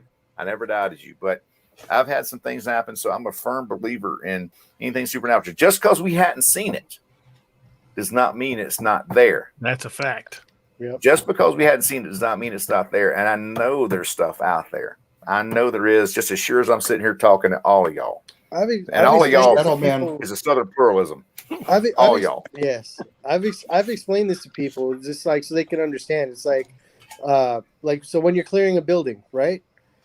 It's like just because you don't see somebody doesn't mean they're not there ready to take your head off. That's a And fact. if you don't see 100%. them, that makes it even That's right. worse. That makes it even. Like Yeah. the shadow man that you chased in the hospital there, DA. Do what? The shadow man that you chased in the hospital there on the sixth floor. No, the sixth floor of the Whoa. hospital. Sixth What floor of was- the hospital is machinery. It's all it is. It's air handling equipment and machinery. And on my rounds in security, I would walk through that every night just to check and make sure nobody was up there. And it was the only way you could get in was badge access. So somebody couldn't just wander in unless they found a door unlocked.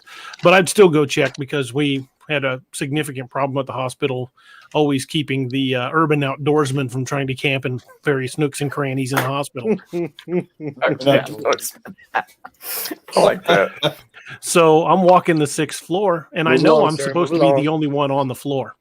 And I walk between two of the large air handling units that sends heating or air conditioning to the floors, and I see somebody transition across, just a black figure walk from one side to the other. So I head back there, and I've got my flashlight out, and I've got my hand near my gun. I'm like, there ain't supposed to be anybody up here. Well, I chased that figure around that floor for probably 10 minutes before it disappeared in a spot it couldn't have gotten out of. There was no other way out. I followed it, and there it was gone. So I went over to the elevators, which you had to still pass card back, and those elevators are old and slow.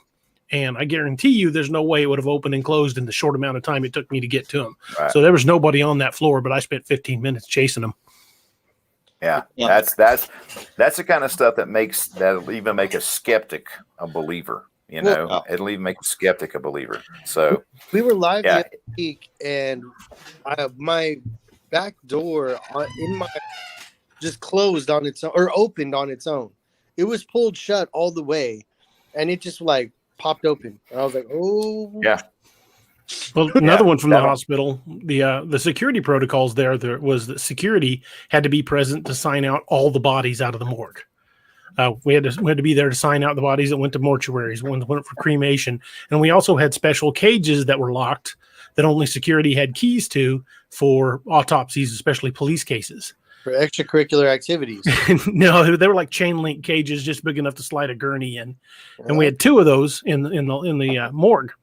Well, I go down there. It's like 3:00 in the morning, and just me and this tech from one of the funeral homes, and I'm to release the body to them. They've got the proper paperwork. I've checked it over.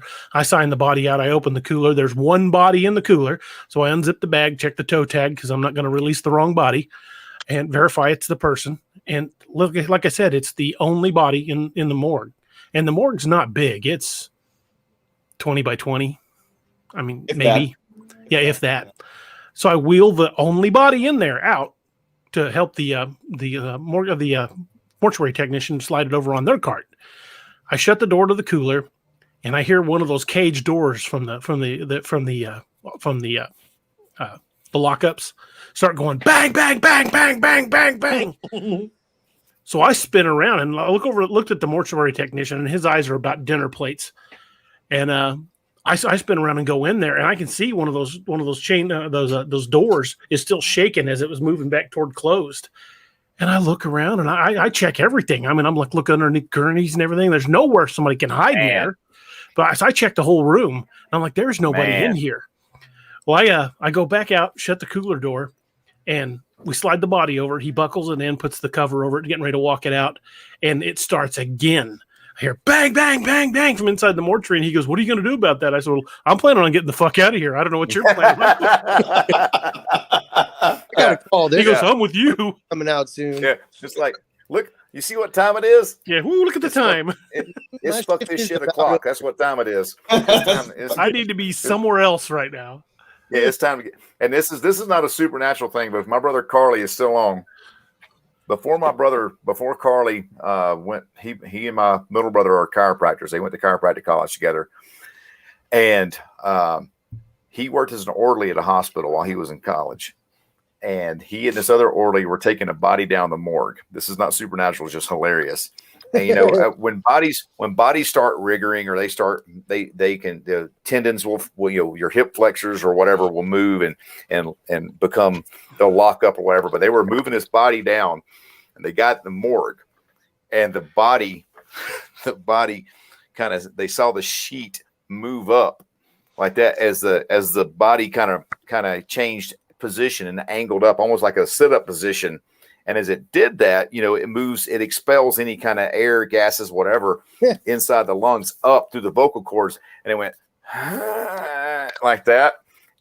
My brother said that dude didn't even come back for his paycheck. He said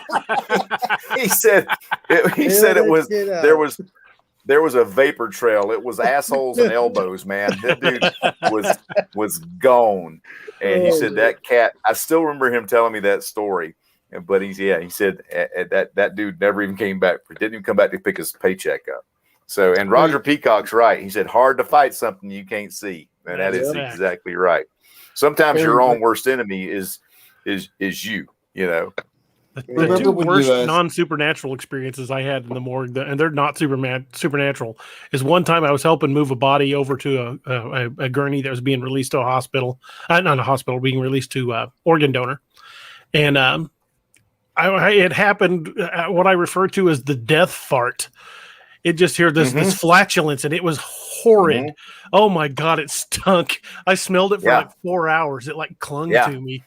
And the other was when we had to unzip the bag. I had to help move a body over for an autopsy, and we unzipped the bag on a floater, and that smell. Yeah. Oh my God, I smell it now.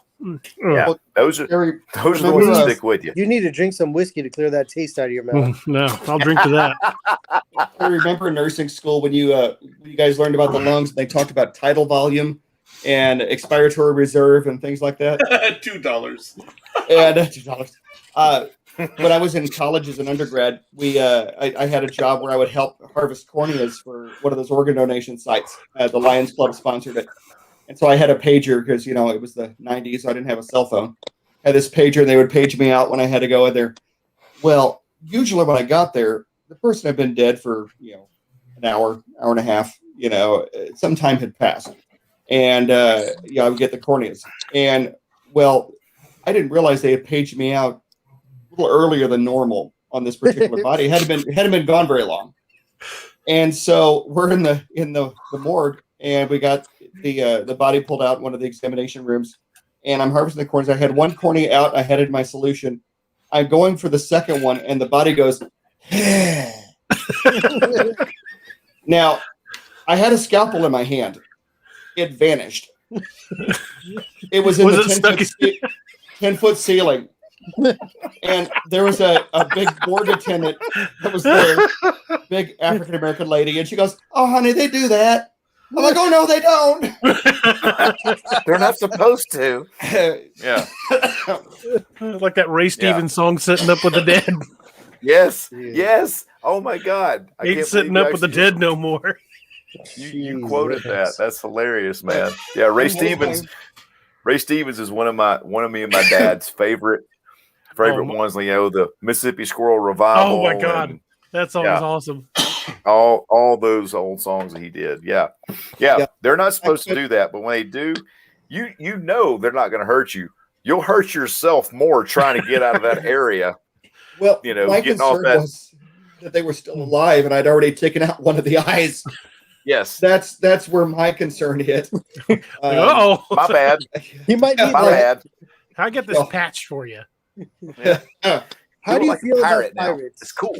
The Dread Pirate Roberts was my nickname in basic training.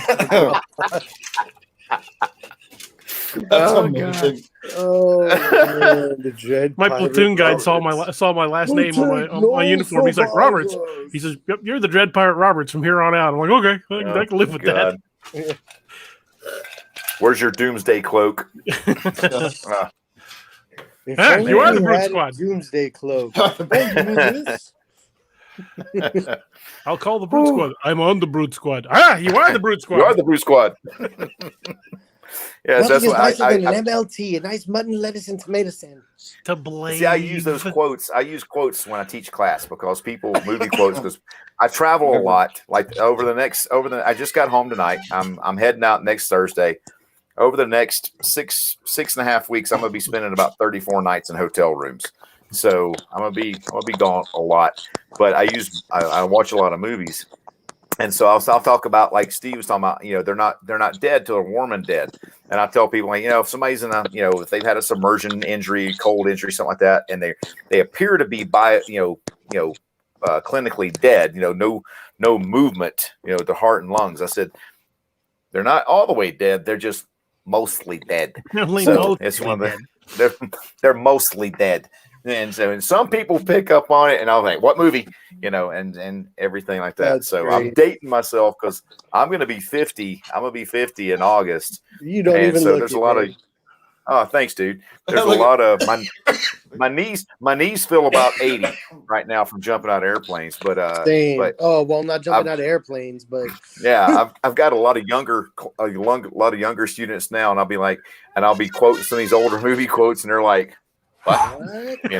Yeah, it's totally over their head, man. Still climbing in the stratosphere. This was before YouTube. Yeah, this is before YouTube. This is when you get it on VHS. Yeah, exactly, man. And that's the thing about, when I teach the classes and stuff, I use that humor, but to relate to things. But it makes it such an enjoyable experience to see when the light bulb pops, and they're like, oh, I get it now. It's really not that hard to save somebody's life with one of these small kits. I mean, our kits weigh right out a little over a pound. That's the biggest personal kit, like that DA's got. That weighs about 19 ounces, man. And so that's 19 ounces. There it is. That's 19 ounces of life insurance. And so just say 19. That's what I save, your life or somebody else. Or no. The life you save could very well be your own. Absolutely. Yeah. And yeah. I've said it many times talking to people. A medical kit's like a parachute. If you need one and don't have it, you'll never need one again. I like that. I just said, if your parachute fails, you'll have the rest of your life to try and fix it. Well, and that's the same thing I tell people in this class. I'm like, how long do you have to fix these injuries that you have? You get the rest of your life. You get the rest of your life to figure this out. And your life, literally, let's think about it, man. You get a big enough bleed, you got about 120 seconds of free bleeding before you are deep in the hurt locker. And people were like, holy crap. And I show a video where a guy gets shot and he loses consciousness in 17 seconds. And it's funny. It's not funny, but it's ironic to me how fast the tourniquets go on when I call out tourniquet drills, on the next tourniquet drill that we do, the next evolution. And I'm like, yeah, now you understand the importance, because time truly is of the essence. And that's what I like about with DA's books. He gets these guys, they're laying down cover and fire, dragging guys to cover. And that's all right out of the care under fire protocols that we teach our military guys, and our law enforcement guys, things like that, because the same protocols translate. The urgency is there. The speed, you got to have the speed, and you've got to have the proficiency to be able to do to utilize your kit. Like my brother Keith, he's listening in too. So got both my brothers listening. He said, yeah, boy's about as useless as tits on a boar hog, and so and if you don't know how to use your kit, you don't know how to use your equipment, you're a liability rather than an asset. So you got to be that asset. That's what I tell people. You want to be a liability? You want to be an asset? Choice is yours. Easy day. Yeah. Man. So yeah, you just imagine you guys going through a drill, like pretending you're clearing a room or whatever, and then all of a sudden you hear the sound of a gunshot, and you got 120 seconds to get to this person and apply the tourniquet to make it happen. And that's including the time that the threat has to be neutralized too, because if you don't neutralize a threat, if that threat to you is not mitigated, if that threat to you or that patient is, then you're going to get another hole that God didn't give you. You know what I mean? And you gotta sort that. You gotta sort the thread out, and then you gotta take care of that victim or yourself. Steve told me, he said all bleeding stops eventually. It's up to you to decide how. I had that exact quote on my slide, Steve, on my slideshow. It's like I say, I talk about all the bleeding control methods, and I say whether you do anything or not, all bleeding will eventually stop. So passively or actively. Mr. Davis, your lexicon amazes me, sir. Yep. So you figure with 10 pints of circulatable blood volume, 10 pints. Yeah. Yeah. Not a lot. That's it. And then you're gone. Yeah. And your tank is dry, brother. You know, your tank is done, and you're done. Yeah. You could lose that pretty quick. It doesn't take much to do it. No, it does not. And people don't realize how quickly it can happen. Once you show them how quickly it can happen, then that's where the switch flips, and they realize, dude, time really is of the essence, and time is super important. And that's why they start taking it. They take it seriously because they're coming to the class. But then when they see that, then they know that, man, this really is important information. Because a lot of these people come to my class and they have kids. I'm like, okay, you think about your kids. Your kids have less circulating volume than you do. And kids don't have the compensatory mechanisms that we do as adults either. Kids will be fine, and then they fall off a cliff, man. And they're done. Appreciate that. Sorry. Yeah, you're welcome. You're welcome. One of our pediatricians, he always says the kids are fine until they ain't. Until they ain't, you know, and medical ain't cool until it is. Right. You know, and I have all these guys out there with these $3,500 ARs and $5,000 pistols and everything like that. And I'm like, where's your med kit? Oh, I got this one off Amazon, or, you know, I got this. And I look at it, I'm like, that's okay. That's crap.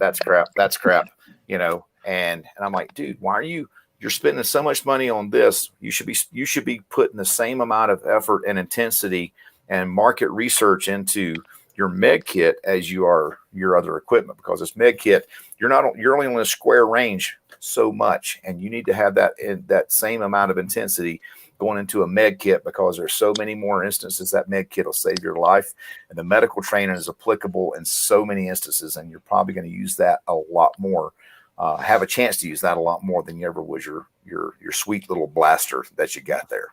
Yeah. Now, I have a question.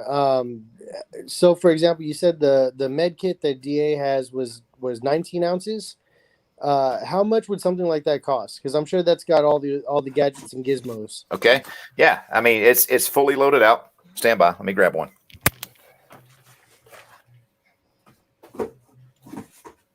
Not to turn this into a promo or anything. No, I happen to have one right here. Imagine that. Like I just happen to have one for just such emergencies. Yeah. I've got like 10 med kits in my cave, but this is a dark. Okay, and I've got an extra tourniquet on the side.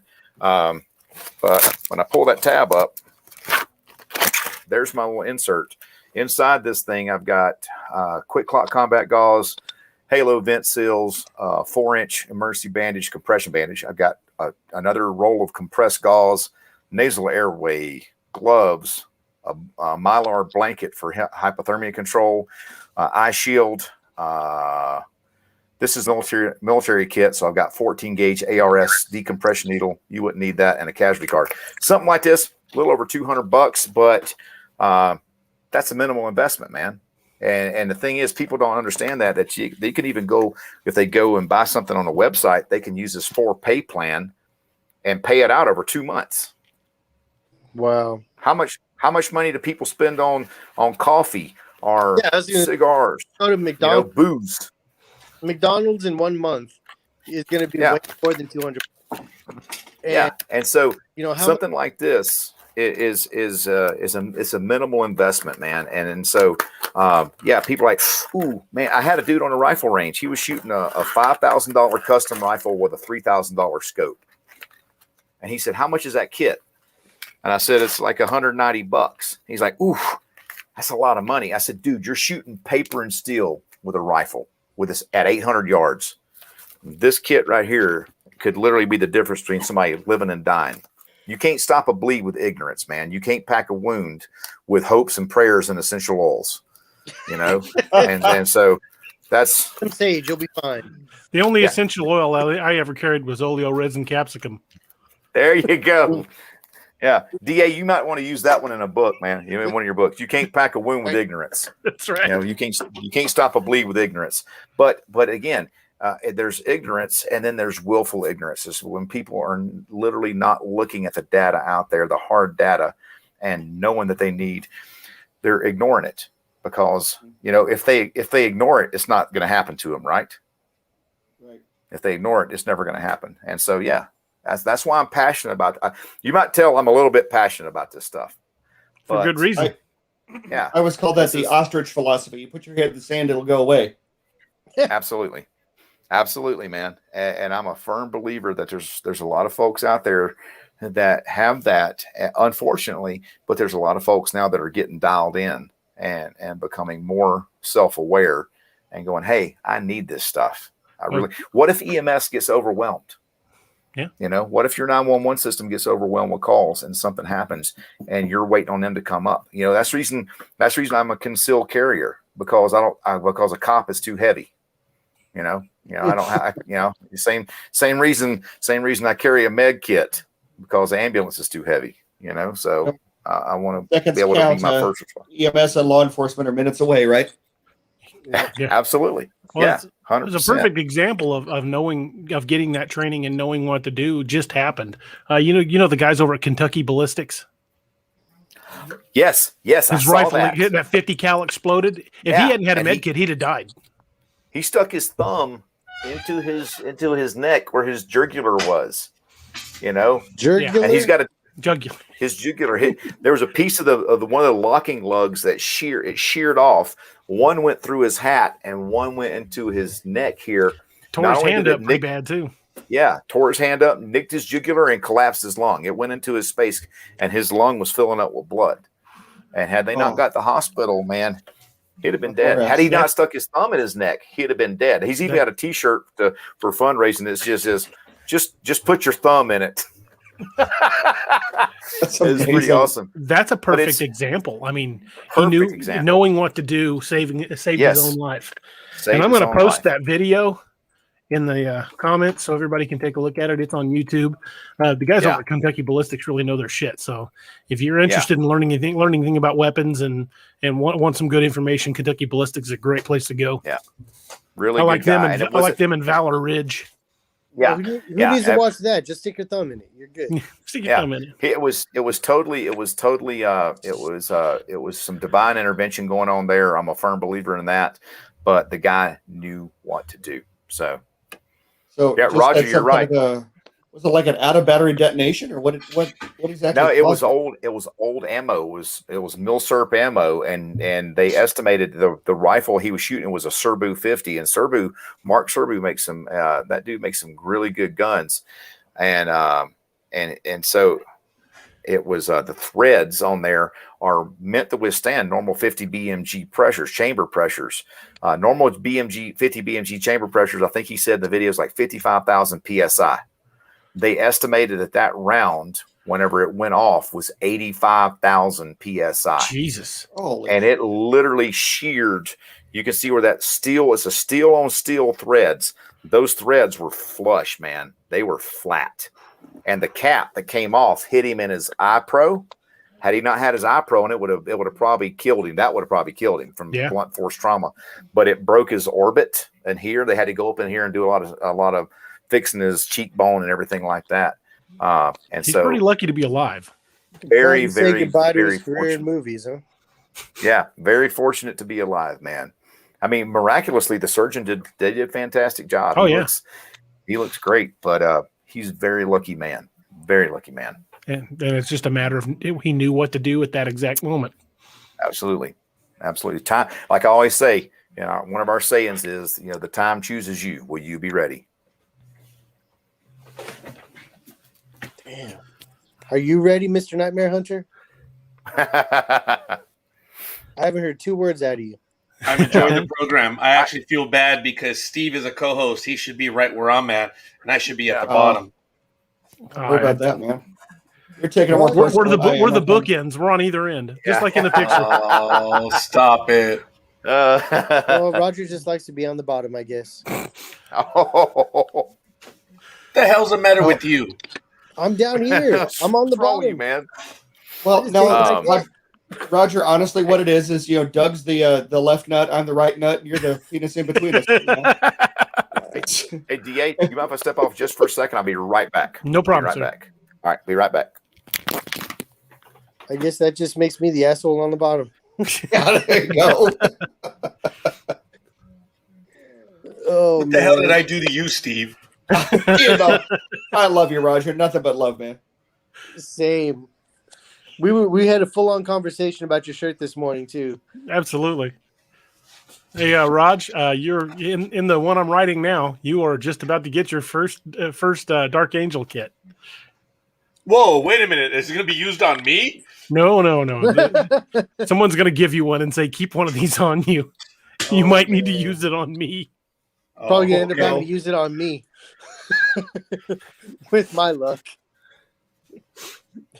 DA's going to be like, oh, Thomas has entered the scene, and Thomas is dead.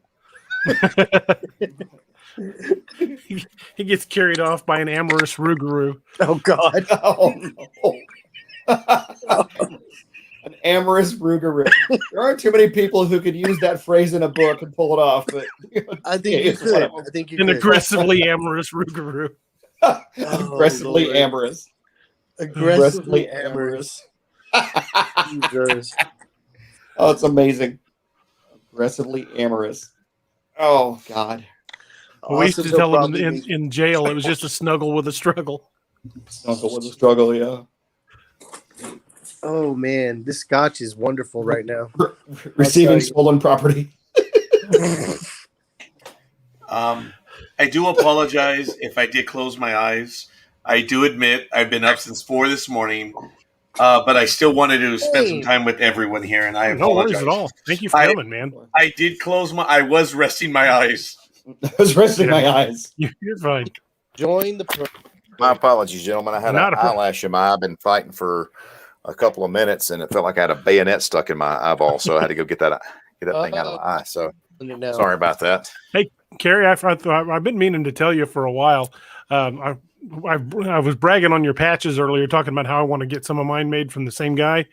Your patch is the most commonly stolen patch off my pack. I'll put a Dark Angel patch on my bag, and I've had the others like Zombie Shooter and shit like that on there. The only patch that ever gets ripped off and stolen off my pack is the Dark Angel. Yeah, maybe I need to send you a stack of them. Just I've to had have some 3 of them expendables. bastards stolen. Yeah, I need to send you some expendables, man. That's what I need to do. And we got some new ones coming out too that are going on our St. Mike bags. I'll send you a couple of those. They look pretty good. Awesome. I don't know if you've Yeah. seen, but at the I don't know if it pops up in the Kindle. It should, but I don't know if it does. But it's definitely in the print because I've seen it. But at the back of every book I've put out since September of last year, I have an ad for Dark Angel in the back. Yep, it does, and I appreciate it. I see it at the back of every Kindle book, and I appreciate you very much for putting that in there and sharing the word. And hey, man, sharing the some love, man. awareness. I appreciate it much, very much. I'm a firm believer when one of us succeeds, we should all. I agree. Absolutely, Well, man. You know, Kerry, my retirement plan is for DA to get the big Netflix deal, and I'm going to become his personal nurse and bartender. There we go. There you go. There you go. We're There going to you go. open Steve's Pub and Grub. There you go. I'd dine there. I'd dine there. Bunch of goofy shit on the walls. Man. That'd be fun. I was telling him I had a vision of a scene where Gideon walks in alone with the spear and hangs it above the bar and goes, "Don't let anybody take that," and walks back out. Oh, man. People can be like, "Is that real?" No, it's just a replica. Can I look at it? No, don't touch it. I got it off that museumarmory.com or whatever. Right. Well, who would He believe doesn't they ask walk questions anymore. You walk in and see a Roman lance hanging above the bar. Is that real? About as real as that Wendigo head over there. Right. That's yeah. The best answer right there. It's about that picture by Adolf. Yeah. Mr. Man. Herr Hinterman. Oh, Carrie, I did want to tell you. I know you mentioned you traveled a lot. So if you ever make your way to Hammond, Louisiana, come see me in my restaurant. We got you. What? I got family down there, man. Really? Yeah.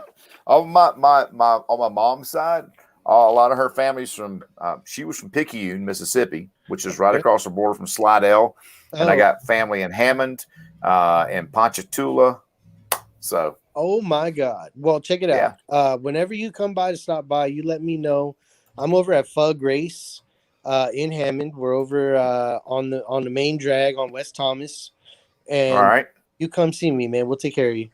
Dude, brother, I appreciate that. Will do, because we're going to be coming into that area sometime this year. So I will definitely, my wife and I are going to be coming back we're going to be heading to Florida for a little anniversary trip. Okay. And so we'll be flying into Louisiana. So we'll take a little detour.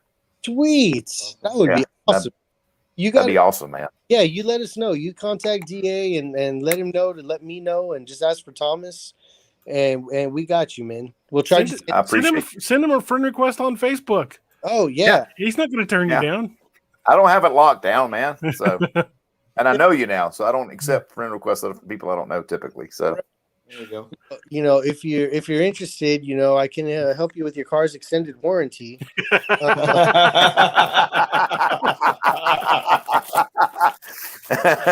my God! Right on, man. Right on. Love it. Oh man. I'm sorry. The scotch is just hitting just right now. Nothing wrong with that.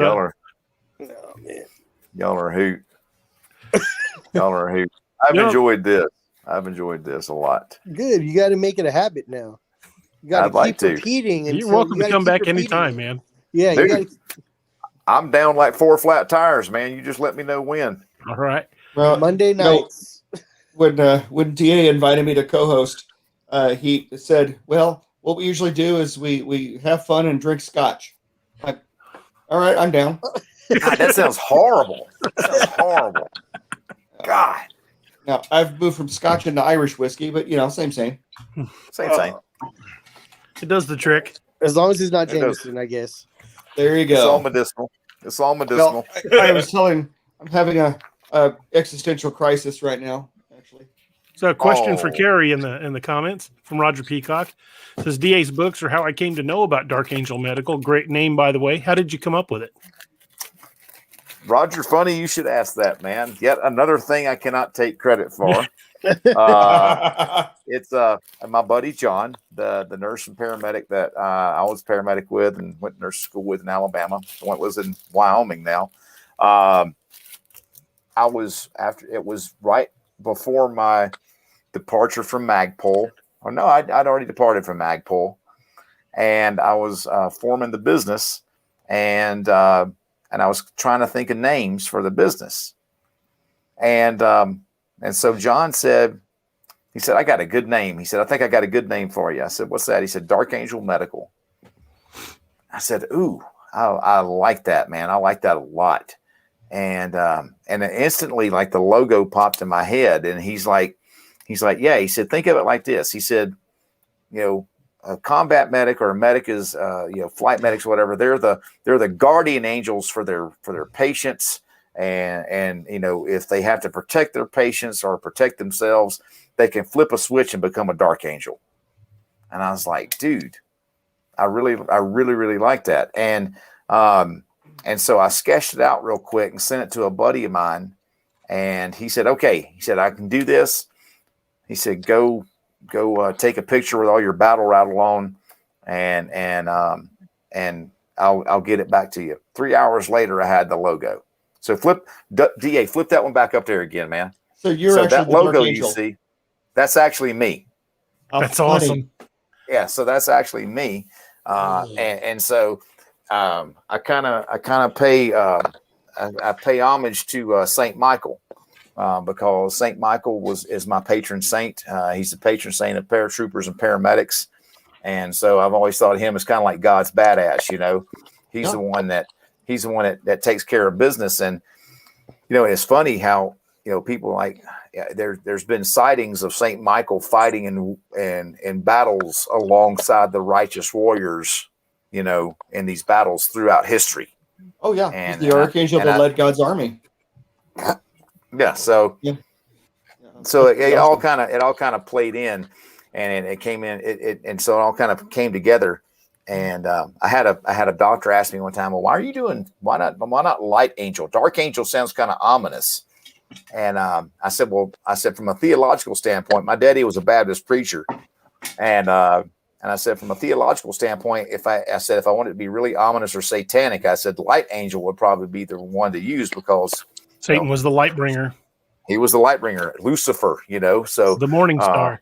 Exactly, the angel. He was the angel of light, and so that would be a little more ominous, I think, than dark angel medical. So it's kind of a duality thing there. You're good. You could be the comforting guardian angel for these folks, but flip a switch if you need to. So it's pretty cool. You got to eliminate the threat before you can treat the injured. Yep. Exactly. So so Roger, that's the story behind our name, man. Awesome. and how it got started. So I still got the original hand-drawn sketch, and then and so it was it's pretty rad. That's my screensaver. It's a badass image.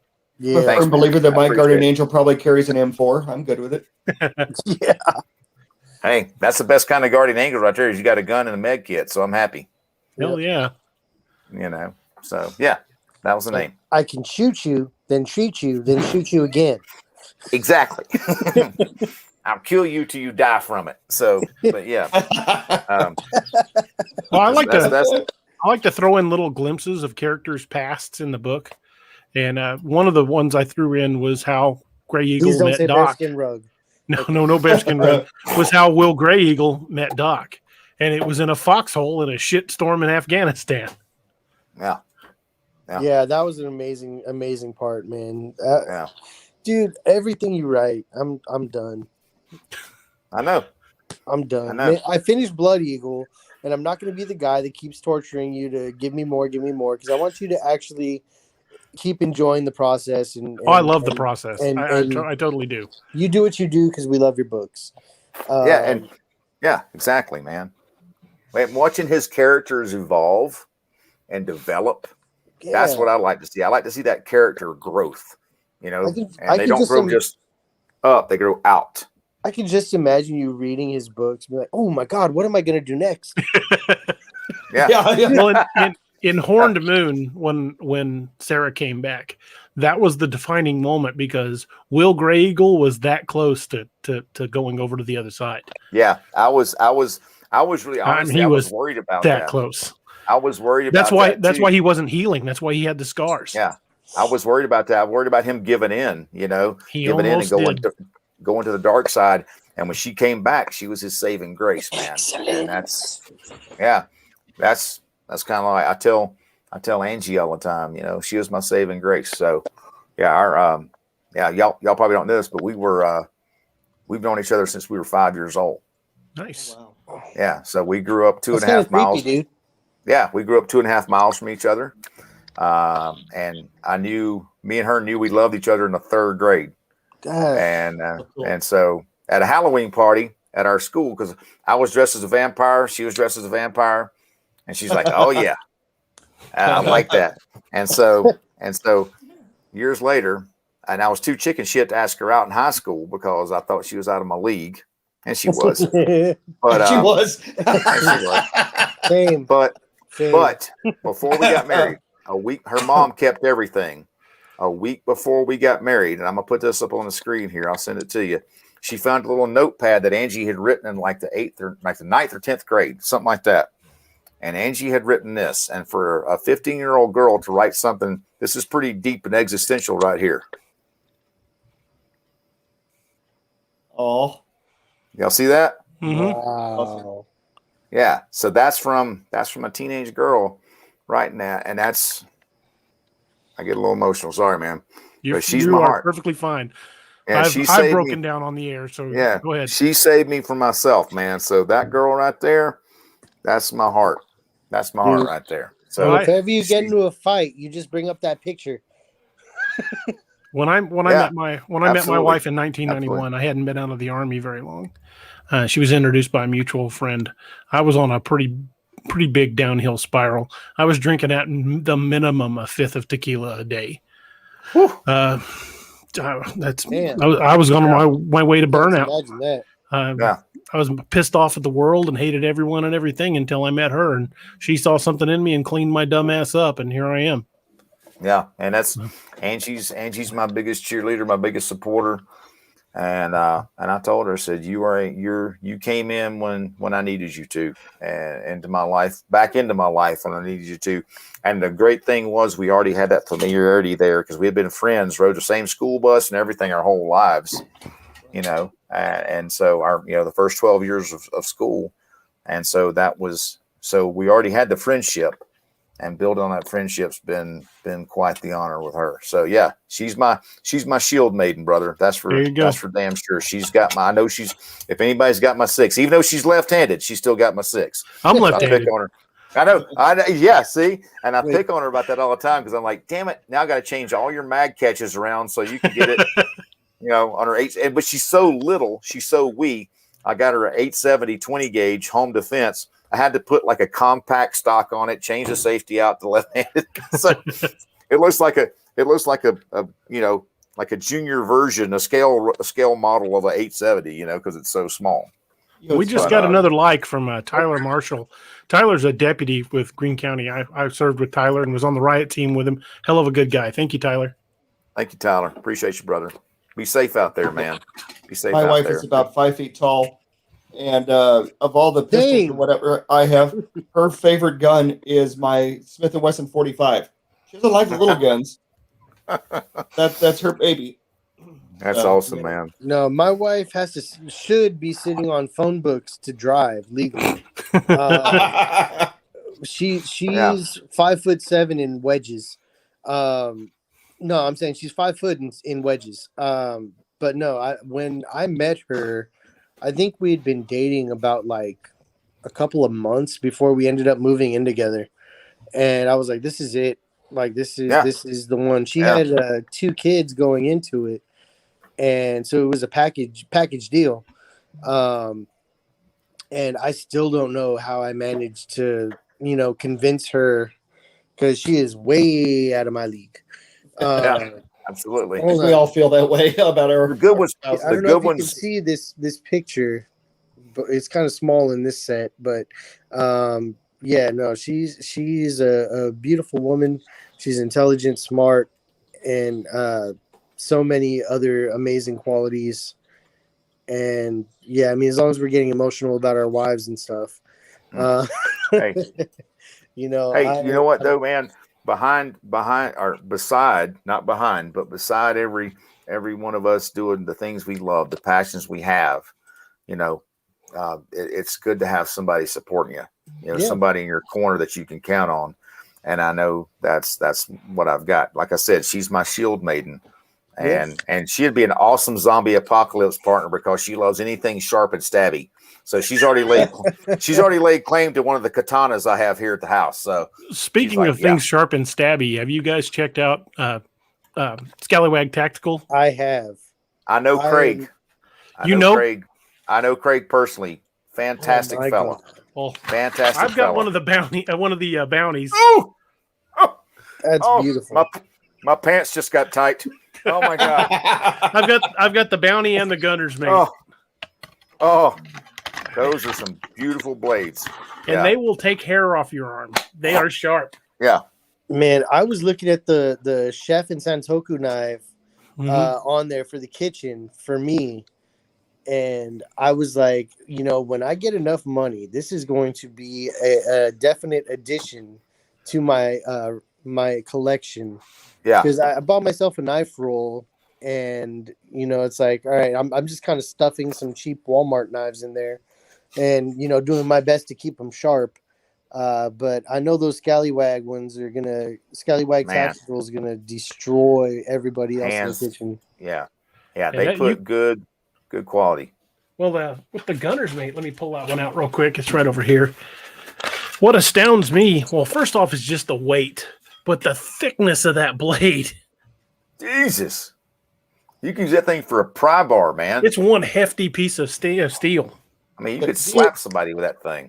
Yes, when you take it out of the sheath and hold it in your hand, it's got weight to it. It's blade heavy. This thing will chop an arm off if you know what you're doing. Yeah. This writing desk is the fifth largest.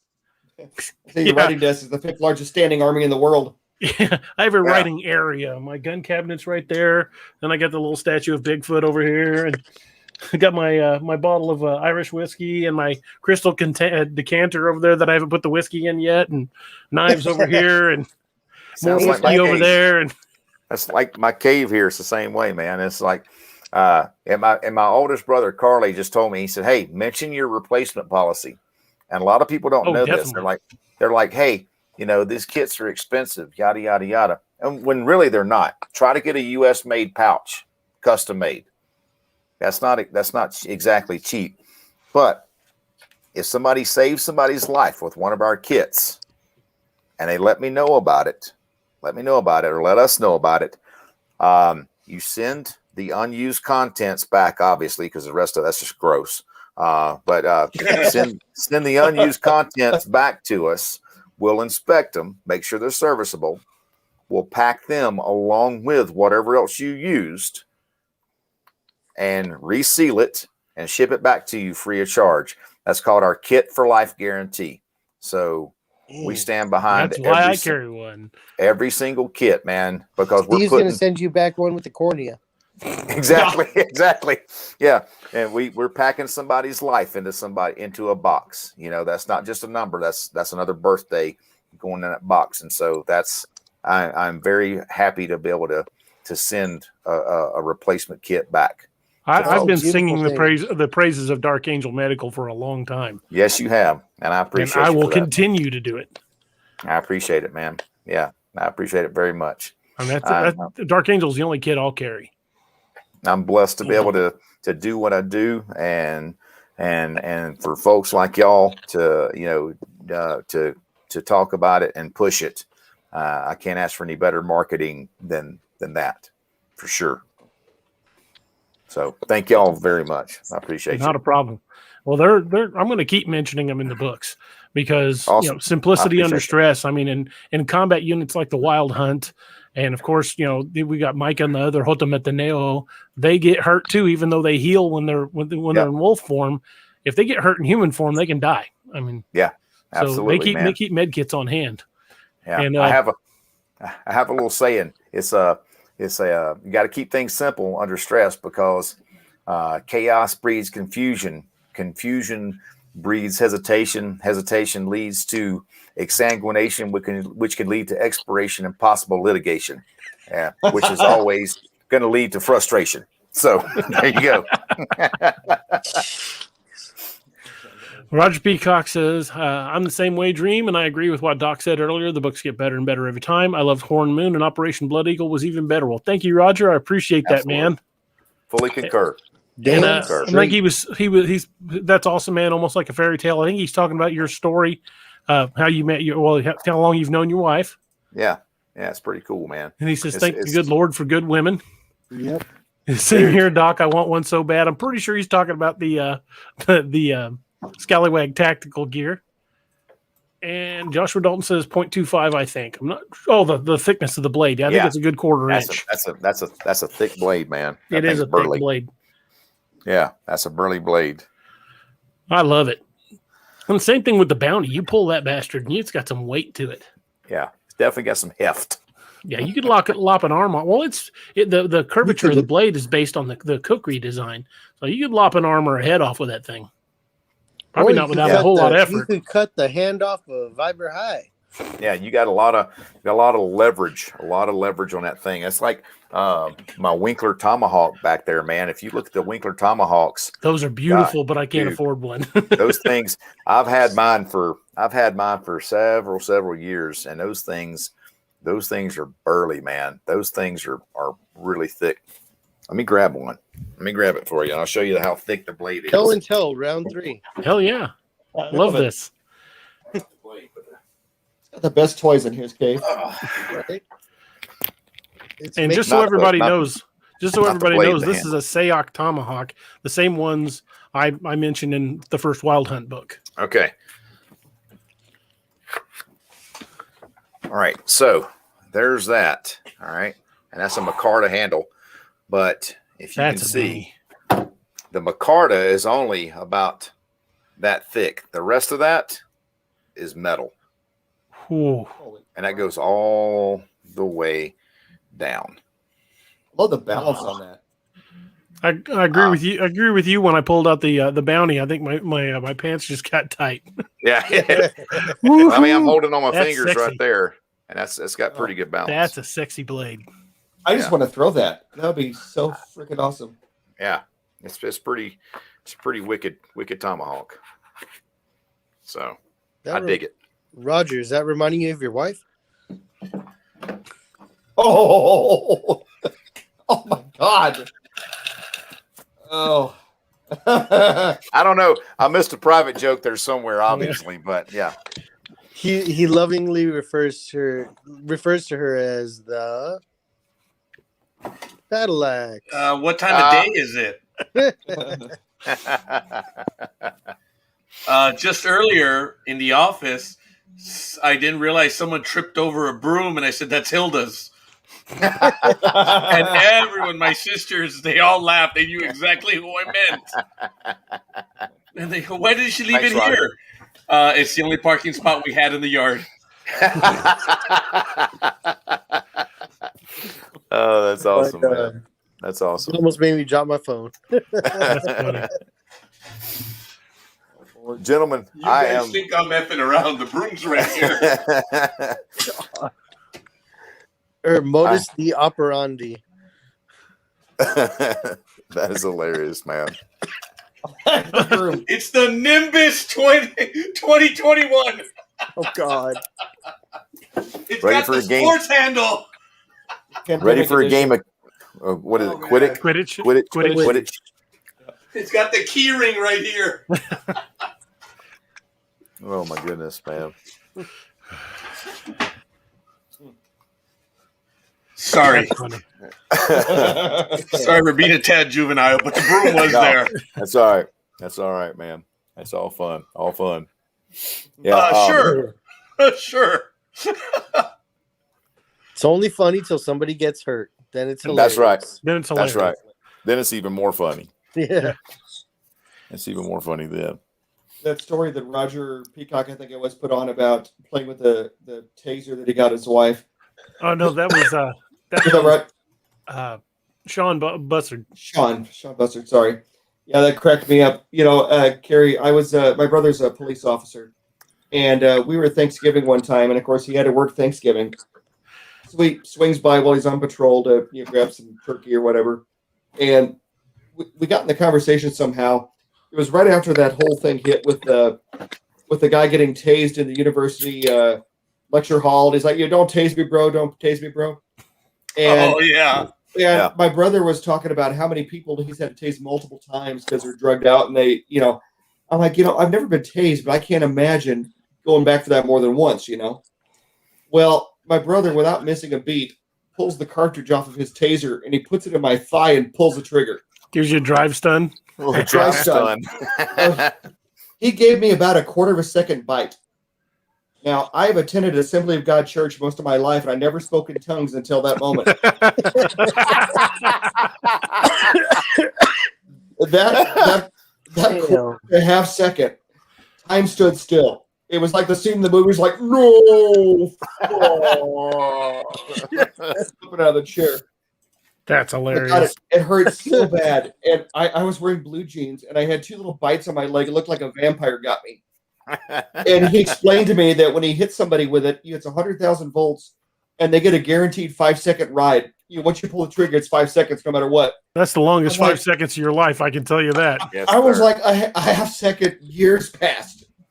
And I'm like, oh my God. Yeah. I looked like the emperor when I was done. It would be horrible. Yeah. Yeah. You can see the mountains being formed Oh my God. during that time. I'm sorry. The pain was horrible. Yeah. Yeah. And I I was, got you in the thigh, nowhere else. oh my God. And the funny thing is I was halfway lit. It was Thanksgiving Day. We're drinking bottles of wine and stuff like that. Had I been completely 100% sober, it would have been unbearable. It was horrible. I'm surprised you didn't stain your jeans. Oh my God, probably did. Oh my goodness, Well, man. I can tell you firsthand, riding the Lightning ain't fun. No. But I'll take that over getting pepper sprayed again. Yeah, I would, and that's what I've told people before too. I'd rather get tased than pepper spray, because the pepper spray keeps coming back, and it's like 7 flaming hot cheese pizzas getting thrown on your face all the time. All the time. You can't get rid of it. Then when you get in the shower the next day, God, you God start to forbid. break a sweat. Oh, we used to run a gas chamber for our students and for riot control agent in just give gas mask confidence chamber, we called it, and at officer training school, and it was straight up CS, man. It was nasty, and I remember I got my high and tight done. My head was all nice and peeled, and it was the middle of August in Montgomery, Alabama, or up in our field train. It was all nice and humid. Those pores were wide open. Man, my head was red. And we told those cats too, say, hey, make sure you wash your hands really well before you go to the bathroom, or you're going to have a lightning rod. And and there were some people who did not do that, and it made the rest of their afternoon extremely uncomfortable. So, pepper pecker. Yeah. So exactly. One of the times I went through the gas chamber, they took us in 10 at a time. And I was second from the end. So I got a guy right by the door, and then it's me. And they do the whole spiel: take off your mask, open your eyes, take a deep breath, hold your breath, take your mask off, open your eyes, and you feel it start to burn. I could feel it burning on my face where I'd shaved that day. And they said, all right, put your mask back on, clear it, and seal it. So you put it back on, clear it, and seal it. And then they're getting ready to have you pull it off for real. Well, I just put mine back on, cleared it, and sealed it. And I don't know if the guy next to me didn't clear it or what. But he puts it, I feel his hand on my shoulder with a death grip. And I look over, and through those big eye slots, I can see his eyes are as big as saucers. And all of a sudden that gas mask goes just filled with puke. And I'm like, oh my God, yes, grab it, yes. hold it off his head. He was coming out the filters. Same thing, man. Oh, yes. And they made him take it outside and shake the puke out of it and go back through. Yeah. I have seen the exact same thing, dude. And it was so funny. It's like they're in an aquarium. It goes blop. Yeah. And I can hear it. It's like, you can just see his face disappear. And no. That's just it. I can't deal with snakes. 2 things I can't deal with is snakes and vomit. Nope. Nope. My opinion of snakes is there's 2 kinds of snakes in this world. There's a kind of snake that'll kill you, and the kind of snake that'll make you kill yourself trying to get away from it. Absolutely.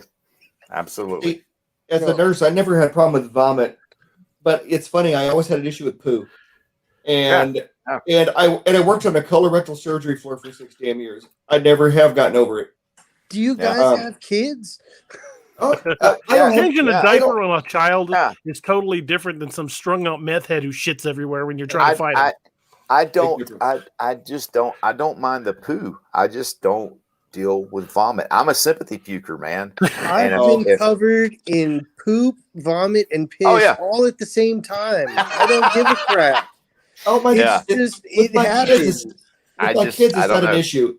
It's a 60-year-old meth head that you had the issue with. My first activation with these clean out bathrooms that you would never want to walk into. I mean, I guess that's my gift. If Tyler Marshall's still here, he can attest to this. But my first activation with the riot team, the CERT team, we're getting ready to stack up, and the guy has stripped naked in the middle of his cell and has covered himself in feces.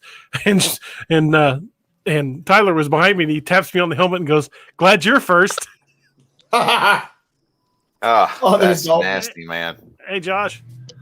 Hey, that is nasty. Yeah, I'm right there with you, Roger Peacock, man. Roger, I'm gonna spew like a shook up beer can. Yeah, I'll be over there on the side going, huh? Yeah. No. Ain't happening. What are you wearing, Josh? I was like, what the hell are you wearing?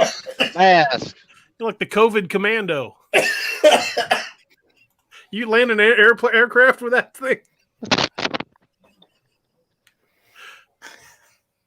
We lost you. I don't hear you, man. We lost your audio.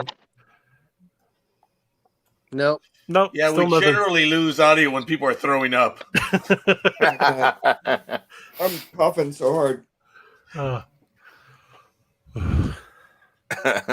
Yeah, no, I've never had any problem with the vomit, throw up, poo. You know, I've gone in. They were like, "Oh, well, you know, we don't have any gloves right now." I was like, well, I guess we got soap after. I mean, you clean up what you got to clean up. Yeah, You know, just make sure you don't have any cuts on your hand before you go in. Glove up well. Yeah. Yeah. With my kids, it's never been an issue, but I never have enjoyed it with my kids. But yeah, when it's a patient like a bowel obstruction or something like that, that's just some putrid, smelling, nasty stuff. Hey, just stick your thumb in it, man. Just stick your thumb in it. Freaking GI bleeds, man. Yeah. Oh my God. We gave a milk and molasses cinnamon to a guy one time. And yeah, I would love to meet the sadistic bastard who came up with that. It's like, you know, powdered milk, warm water, and molasses. Let's stick it up somebody's ass and see what happens. Oh, man. It is literally the alchemical formula to open up a portal into hell. I mean, why? I mean, like you find, like literally the guy will crap out everything he's eaten since 3rd grade. You want to see Cthulhu? Give somebody one of those things. You'll find him. Why is there a Hot Wheels car in here? I don't know. Seriously. Did you eat a Hot Wheel in the 3rd?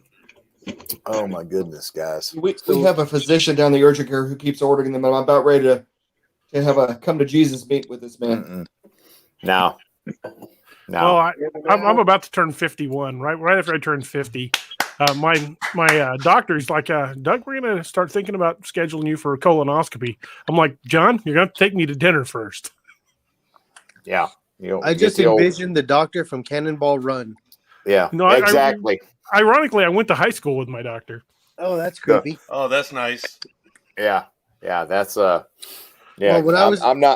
I'm not looking forward to the old poke and choke at all. No. At all. When I was in high school, I had was that 10 days ago? Yeah, shut up. No, I had to get an exam for one of the sports teams I was on, and I walk in and I look at the doctor because it was just one of those, you know, walk in, whoever takes you. Are you getting that chew ready? There it is. Copenhagen. Of course, it's Copenhagen. Yeah. What is it with Copenhagen? Makes Copenhagen. Chris will do. I was a skull cut man. What is with you, special forces guys in Copenhagen? Well, I'm not special forces, man. I'm special needs more than anything. But, that's I've been doing that for a long time. Well, my good friend Rick was an Army Ranger, and he used to chew that stuff. And I've never done chew. I smoked for a long time, but we were driving down the road. Heard you that time, in Springfield, and he's like, "Oh, you know," he pops a dip, and I'm like, "What is with you and that shit? Like that must be awesome, you know, for you to just dip that all the time. It smells kind of weird, but you know, whatever." So he hands me the can, and I take a dip while I'm driving down the road. How'd that end up? One, I didn't get it in right. I didn't get it in right. He saw hot dogs he ate 3 days ago. It kind of went all over my mouth. Oh my God, it was horrific. And so I like pulled over into this bank parking lot, and I bail out of my car. I'm in the front yard of this bank eating grass, trying to get the taste out of my mouth. Yeah. And I rescued, and oh my God, it was horrible. It was absolutely horrible. I usually don't chew this much, but I've been up for about 20 hours. I'm fading. Yeah, I'm fading, man. I ain't gonna lie. I'm fading. I've been up about 20 hours right now. If you need to call it a night, man, we understand. Yeah, so I might have to punch you in just a couple of minutes because I got to spend some time with my bride. A good idea, son. Every time I get together with more than 3 cops, somebody busts out a can of chew, and it tends to make the rounds. So I did that in the book with Clark and I noticed that. I love that. Every time he takes a dip, he's got to give one to the command sergeant major. I love that. I told my wife I wouldn't buy it anymore. I never said I wouldn't take it. Well, we always had a communal can, and sometimes we'd take the coffee packets from the MRE packets when we were up for a while, we'd take the coffee packets from the freeze dried coffee and mix it in with our chew and throw a lip in, so you get I've done that. nicotine and caffeine, dude. You could freaking smell colors by the time you got done with that chew. Yeah, you could road march 40 miles and not bitch about it. Yes. We've done that many times on a road march. Yes. Yeah. Well, I'm about a month free of smoking, and this is is nuts. Awesome. Like, I'm seeing you chew, and I'm like, is this an alternative?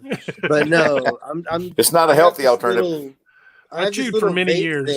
The wife won't let me do it anymore. This is what I do most of the time. This is Smoky Mountain classic herbal snuff. Herbal snuff. Yeah. You know how I wean myself off? With the ground jerky. Yeah. Yeah. I carried a can of ground jerky forever. Well, Bigfoot loves jerky. There you go. Well, you know, Dream. There you go. There you go. I hope he doesn't know the stories. Not yet. We should. So one night we were all discussing Bigfoot calls, and I said I made the comment, I don't believe in doing calls because how do you know you're not making a mating call? And do you have a plan for an enraged Bigfoot with an erection coming running out of the woods? And we were all talking about running this way or that way or grabbing this ever gun. And Dream pipes in. He goes, "I'm gonna grab a bearskin rug and a tube of KY and try to look attractive." And we laughed so hard. Yeah, because here's a horrifying thought: if they're proportionate, if they're 9-10 feet tall and they're proportionate, talk about your donkey schlong. It's going to be scary. It's going to be like a baby's arm with an apple in the fist. You hear me? So it's going to be scary. You might want to brace yourself. Somebody's going to squeal like a pig, and I guarantee it ain't going to be him.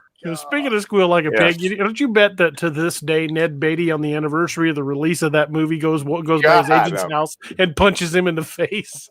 God almighty. My brothers, I watched that movie with my two brothers back in the 80s, and I was disturbed, man. Holy I was offended. I grew up in rural Missouri, hunting and fishing along the rivers, and I never once looked at some stranger and went, I think I'll take that guy to the prom. That just never entered my mind. You got a real pretty mouth, boy. You could do some praying now. I was like, if I hear banjo music, I'm locking and loading. I'm going cyclic, man. I'm doing a mag dump. Hell yeah. To get the hell out of Dodge.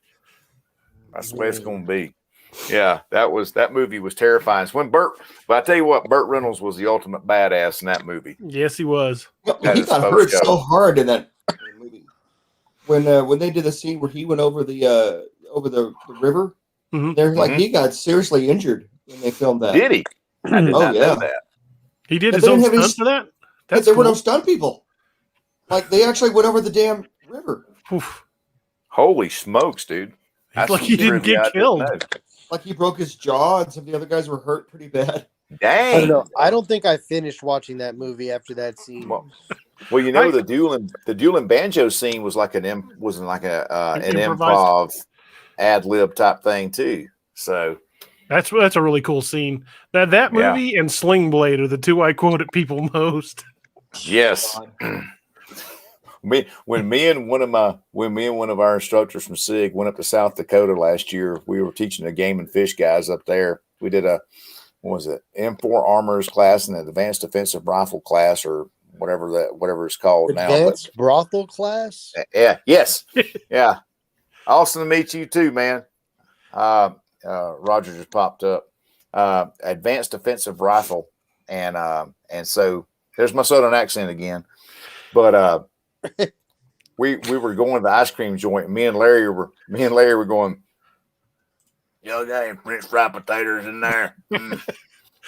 Y'all got some sweet tea? I like some biscuits with mustard. I did that at McDonald's drive-thru and got punched by my wife. The girl was like, we have ice cream, sir. We don't have any kind of biscuits in here. He's like, I reckon I'll take one of them. Give me a big one. So we were doing the sling blade thing the rest of the week. That set the tone for it right there. Jesus. I saw an interview shortly after that movie came out with Billy Bob Thornton. It was on some late night talk show, and they asked him. He said, "Would you do Carl for us?" And he kind of sighs. He goes, "No, I don't do Carl." He said, I get so many requests from people to do the voice. He said, "I just don't do it anymore." He said, "But I will tell you something I've never told anybody else." And they're like, "Okay, what's that?" He's like, "How I created the character of Carl." They're like, "Oh, that's kind of awesome." He says, "Do you remember the movie Tombstone?" And they're like, "Yeah." He says, "Well, when I was filming the movie Tombstone, I would get so pissed off at Val Kilmer, I'd go back to my trailer and go, 'I'm going to kill that son of a bitch.'"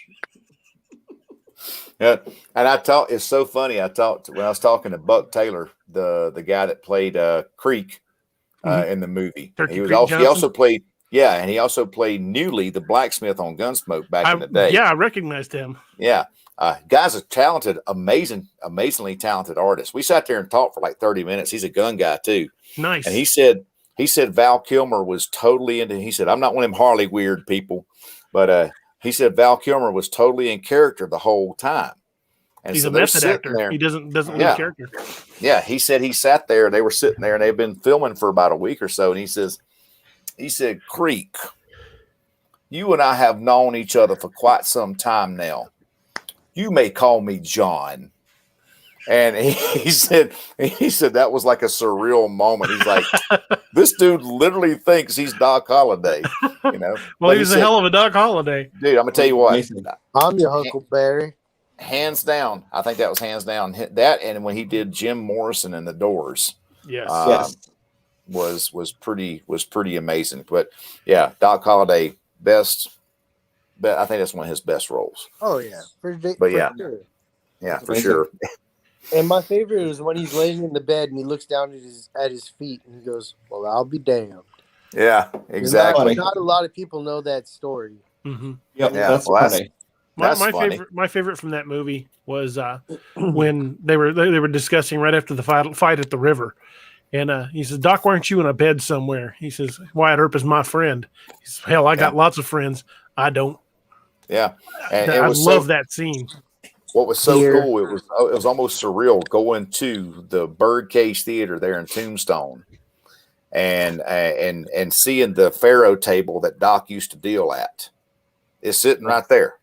And you can see the bullet holes in the floor. When him and Johnny Ringo got in that pissing contest, they actually traded bullets, but they were both so shithouse drunk that they both shot the floor. And you can see there's bullet holes in the floor from where they had shot. Or so God, the tour guide. I want to go there so bad. Or so the tour guide said. It's haunted as shit too. I got some good EVP there. Oh, that'd be awesome. No. Next time you come on, you got to tell us the ghost stories from Tombstone. So we went to we were there at the Birdcage. My wife and daughter and I. Yeah, or no. And so my wife and daughter and I were there, and downstairs below the Birdcage Theater is where the catacombs were. Not catacombs, but that's where they had some cribs for the prostitutes, and they had one of the longest running poker games in Tombstone history. It went on for I can't remember how many years. And back in the day, it was like 16 blocks long. They had like 109 saloons in 16 blocks. Damn. And yeah. So when one dude would fold, they would have to go and find the next dude to come in to take their spot. Well, that's where Wyatt Earp met Josephine. Josephine wasn't some actress from the East. She was working downstairs. She's a prostitute. And she was a prostitute. That's where they hooked up. Was down there. But when I can tell you why. Dana Delaney's hot. Fact. That is factually accurate. And whenever we were down there and we were upstairs, we were talking and getting in, and I had my recorder on, and you heard some like light whistling coming from downstairs, and I know there was nobody else there except for us. That's wild. And then we went to the mortuary where they had laid Morgan Earp's body out along with many others. And there was some weird stuff happening there too. It was cool stuff, man. It was cool stuff. Well, my dad's a retired dentist, and he's a huge Doc Holliday fan. And he made it a point of finding out what kind of whiskey that Doc Holliday drank. And, he had tuberculosis, so he drank the whiskey as an antitussive, so he wouldn't cough so much. and he used to drink what now has become Old Overholt Rye. It would. I got a case of it here at the house. It was a different name back then. Old Overholt is some nasty shit. The local liquor store it's rye whiskey, man. It ain't great. That's why it he probably still has got a case. It got better with the turpentine being added to it. But no, the local liquor store here sells about 2 bottles a year, and I buy both of them. And it ain't bad in the mixture. Yeah, and I made a Manhattan with it. Just have a traditional Manhattan, and it wasn't bad. But my dad used to joke that he prefers a Tombstone Manhattan, and I said, "What's a Tombstone Manhattan?" He said, "It's a Luden's cherry cough drop and 2 measures of rolled rye." Oh God! And it's some pretty bad shit. Yeah, but the funny thing is about that too. They said that before he went up to Glenwood Springs when he died at the sanitarium up there, they estimated that he was drinking 4 to 5 quarts a day. Jeez, his BAC must have been in the 6s. Yeah, he was a functional alcoholic, man. Yeah, had to have been. His blood content. Speaking of Doc Holliday, there's a gun company called Cimarron Arms that makes working reproductions of Old West guns, and they make the working set of Doc Holliday's guns, complete with the leathers, the rig, the way he wore it. Yeah, even the coffin handle dagger and everything. I want one of those. Yeah. Oh, one of these days. One of these days. That's what I was drinking earlier. I made a drink in honor of Doc Holliday on accident one night before Angie and I got married. I had this little apartment, and I had some bourbon. I said, "What else do I have to mix with this?" And I had some peach schnapps. So I made me I'm gonna give y'all a little recipe now. If you like a mixed drink, is 2 ounces of bourbon, so a full shot of bourbon, a full shot of peach schnapps. Put that in a highball glass over ice. Finish that up with ginger ale, splash of maraschino cherry juice, and you garnish it with a cherry. Stir that up, and it is as cousin Eddie said, really nice, Clark. It's really nice. So, I got to try that. I might have to send me the recipe. So I made this other mixed drink. I made this other mixed drink that's really good. It's called whiskey, scotch, 2 ounces. And then you add another 2 ounces. Yeah, Steve, tell us about our drink. Yeah, so the drink that is most commonly consumed at the pub and grub that hasn't made the books yet is what we like to refer to as a South Boston. My family has been drinking Manhattans for years, and we love Manhattans. Well, traditional Manhattan is rye or bourbon, equal parts with sweet vermouth, a dash of bitters, and a cherry. Well, we swap out the whiskey for Irish whiskey. And so we started using, about 2 ounces of Bushmills Black, 2 ounces of Gallo Sweet Vermouth, a splash of Angostura orange bitters, and a cherry over ice. And it is smooth as hell. And now every drink at Steve's Pub and Grub is a double because Steve has a heavy hand when he pours. But yeah, the South Boston is our official cocktail. And there's a bar here in town that we just love, and they're in the process of revamping their drink menu, and they're kind of a higher scale bar. They, 2 people spend about $100 there on a dinner, and they're planning to add the South Boston to their drink menu, which is awesome. Nice. Yes, and I told one of the bartenders at Glenwood Springs my recipe, and they added the Doc Holliday to their menu as well, because the peach schnapps were in homage to to the Georgia peach. So he was a Georgia boy. So he's a Georgia boy. So one cool little bit of history, man. It's probably really good. There's a drink called the Green Day cocktail that is Jameson, peach schnapps, and sweet and sour mix. And can you substitute that for real whiskey? I'm assuming.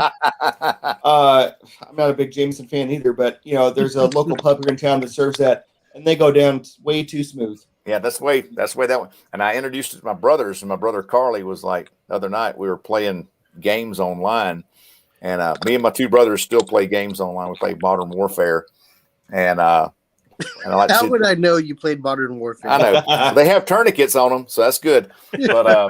But he's like, man, these things are really good. They go down way too easy. I said, yes, they do. But he always loses in Modern Warfare though, because he's stopping to patch everybody up when they get shot down. He plays the team medic. Exactly, The team medic. man. Exactly. Excuse me. Exactly. So yeah. Do you go into the handle, Dark Angel? Now I go into Pocket Doc. Pocket Doc 71. There you go. Funny. That's awesome. Pocket Doc 71. Well, gentlemen, I have had a fantastic time with y'all. DA, thank you for having me on. Steve, pleasure to meet you. Oh my God, it's been so much fun, Kerry. It was a pleasure to meet all of y'all. All y'all. But yeah, if I'd love to bump back in next time you come on, Doug. For sure. I really would. We're on every Saturday night. Saturday All right, night, free. Monday nights, Tuesday. Yeah, Monday nights night's the Nightmare Hunter. All right, right on, man. Well, I'll bump in with y'all. I'm gonna go spend some time with my lovely bride, and I will catch y'all on the flip side. Y'all be Take care, safe, brother. man. And if Thank you. Don't wolf out. I will try don't not forget to. to visit me over in Hammond. I will do that. Graves. Send me a friend invite. Send me a friend request on Facebook. Sounds good. All right, guys. Peace out. Y'all have a good night. Be safe. Have a good night, man. All right, later. Later, man. And the general's back. Yeah. Good audio. Before Kerry jumped off. You just missed him. He just left. I know. I heard. I had my He's- headset on. He's been I'd up over change 20 clothes. hours. So. I'm pushing right there with him. Well, we could have had a contest to see which of the two of you had a thicker accent. Oh man. Well, mine's probably going to be right damn thick tonight. I work 12 hours a day. That's it. That's kind of there nice. you go. To hell with the canteen cup, just straight out of the damn bottle. You know, I'm kind of jealous there, General. I'm out. Now you really won't be jealous. Hold a second.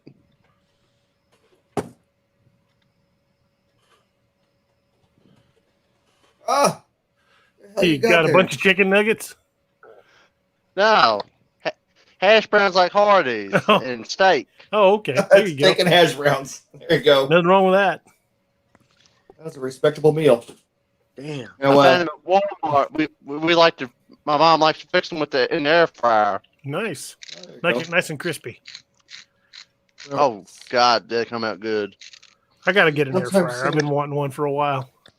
Well, I got to get you out to Whiskey Tango sometime soon there, DA. Yeah, sometime definitely soon. We need to do that. They have the best filet I've ever had. It Awesome. was absolutely amazing. And they've got a nice kind of I'm watching this. I was laughing about the look I gave that guy at the poorhouse when he told me they didn't have Guinness. They have Guinness here. All right, have I don't Guinness have here. to give him the stink eye this time. They do have Guinness. Last time Steve and I and our wives went out to dinner, it was at a place called the Downing Street Poorhouse, and the guy asked me what I wanted to drink. I said, I'll have a Guinness. And he says, well, we don't have that here. And the look on my face was like, what? What do you mean you don't have Guinness?